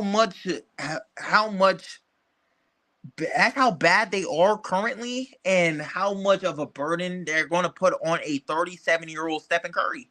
I'm worried for the Warriors right now because it's unfortunate to see that they had the chance to make things shake this offseason, and every single opportunity they had, they didn't do anything. It feels like that's been the story of the Warriors for the last 4 to 5 years since they won their championship back in 2022. They were supposed to make a move for Lauri Markkanen in 2023. It didn't happen. They were supposed to make a move for LeBron in 2024. It didn't happen. They were supposed to make a move again for LeBron and Anthony Davis. It didn't happen. Mike Dunleavy has done a terrible job as the general manager, and it sucks that Bob Myers didn't quit. Bob Myers didn't get fired. He quit. He basically said, I'm done here. And since he left, the Warriors have left a huge burden on Stephen Curry to try to make trying to turn water into wine. And it's unfortunate to see that for Curry because he's been playing some of his best basketball still. He still looks like if you put him on any other team in the NBA, that team can go deep in the playoffs. That's the thing too, Donovan. With that, it's just like you all have prime Steph Curry still defying all odds, and you're not doing a thing with him. And it's just like, it's so sad to see. Another team, Donovan, real fast. I would put Atlanta as another sneaky winner for this offseason. Atlanta, sneaky good winner out east. I think the moves that they made to help bolster their roster, their young team, sneaky good moves. I'm gonna be biased with my last winner here because I didn't get the proper analysis for this team since I wasn't here earlier for the stream. But I really do like the moves that the Brooklyn Nets did this offseason. Okay. I liked it. Drafting Mikael Brown Jr. with the 6th overall pick. He's going to be huge for what Jordi Fernandez wants in his offense, especially what he wants in a guard. He likes guards that are able to play defense. He's going to be in a situation where Mikael Brown is able to flourish off the ball. He's one of the better off the ball guard prospects in this draft. And you're getting Julius Randle on this team. Julius Randle is going to be able to make this team potentially a 10th seed. I can see them doing that. And this gives an opportunity for Jordi Fernandez to actually coach. He's a really good coach. He just has to have an opportunity to do so because the Nets have been tanking for the last 2 years. I'm excited to see what Igor Devin is able to do in his sophomore season. But I really like these moves. I don't know if Michael Porter Jr. is going to stay or if he gets moved at the deadline. Hopefully the Warriors are able to make a move for him because that's been rumored as well. But I like what Brooklyn has done. I'm worried a little bit about what Julius Randle brings to the table. Hopefully he doesn't let the ball die on every possession once the ball touches his hands. But I like the moves that they made, and it's just a step in the right direction. And that's what Brooklyn needs, especially since they don't have their pick next year. It goes to Houston. Yes, and that's the thing too, Donovan. And to our audience out there, that was our winners and losers of the 2026 free agency. You all let us know what you all think in the comments down below. Who you all thought won, who you all thought lost. I mean, there's a couple other teams that we could throw in the win category, but we'd be here all night. But obviously, free agency is winding down. You know, we're getting into the part now with fall camp for college football. Training camp for NFL's begun. The Hall of Fame game is back Thursday night. Basketball is going to be right around the corner as well in September, or late September, October for the NBA. So before you know it, all of our sports will be back again. Like to thank Donovan and Gabe for coming on as well. Appreciate them guys. It's always fun talking NBA free agency, especially when you got different perspective, different minds. Donovan, let the people know where they can find you, where they can follow you, and and what you're up to here on this social media and YouTube platforms. Thank you for having me once again, Austin. Sorry that I came in a little bit late. It was great to end the show and be able to talk alongside you and Gabe. You can find me on Twitter at 631Don. I repeat, 631DON. Find me on Instagram as well at 63 at dgibbs DGIBBS 631 on Instagram. I'm excited for the NBA off season and just how it's been so far. It's been one of the most exciting off seasons that I've experienced since 2019, to be honest. And with NFL training camp right around the corner, keep in tune for me on Twitter. I'm going to be covering a lot of the Baltimore Ravens, and just check us out on Mondays at the Voice of College Football. We're going to be on that all throughout the entire fall camp period for Rutgers. So we're in an exciting point of just sports in general. I'm happy that during the last 2 months, the World Cup was able to keep us well fed and just keeping us interested. It was the perfect It was the perfect flyover for now, because Yes. football's back and basketball is going to be right back soon, and then we're going to have playoff baseball right around the corner as well. So Yes. it's a great time to be a sports fan. Yes, it is. It's a great time to be a sports fan as well. And like Donovan said, you can follow him on all those platforms and follow him and Adam and Gabe on Mondays over the Voice of College Football. They do call-ins there so you can give your opinion if you disagree with something. And like Donovan said, there's lots of things coming up. And two, little shout out, obviously, if you're not really a sports fan or anything, or you like just one sport and you're waiting for it to come back, obviously, pro wrestling, it's on 24/7. Like it's something to entertain you. Tomorrow night's SummerSlam, night 1 and 2, tomorrow night and Sunday. You've got All in London on the 30th of August for AEW. So if you're waiting on football, you got wrestling to watch as well. And you got golf and all that good stuff. There's multiple platforms, things to watch and things to do. I know I'm a big wrestling fan. And Donovan, are you a wrestling guy at all? Yes. Okay. I will be watching SummerSlam this weekend. Real fast, Donovan. Cody or Punk? Oh, I'm hoping it's Punk, but most likely Cody Rhodes is extremely over. I think the last loss he had was against John Cena. Since then, he hasn't really lost as many matches, especially on premium live events. So I think it's going to be Cody Rhodes.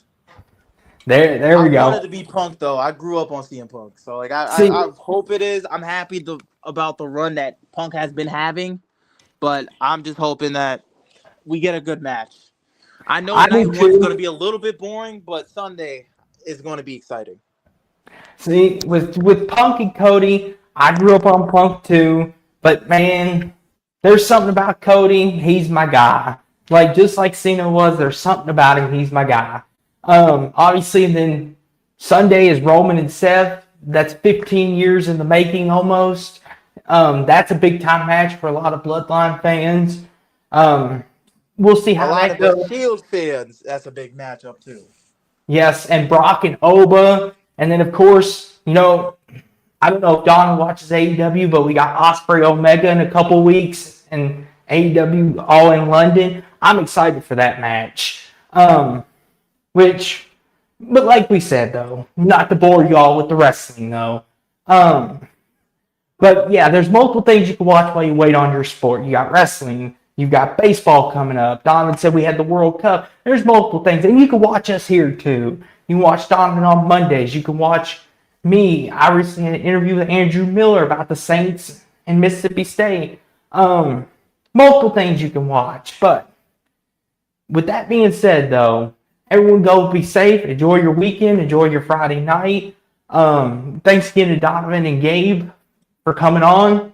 As always, it's nice to have people on to talk this stuff, but we'll see you all next time. Peace out, everybody.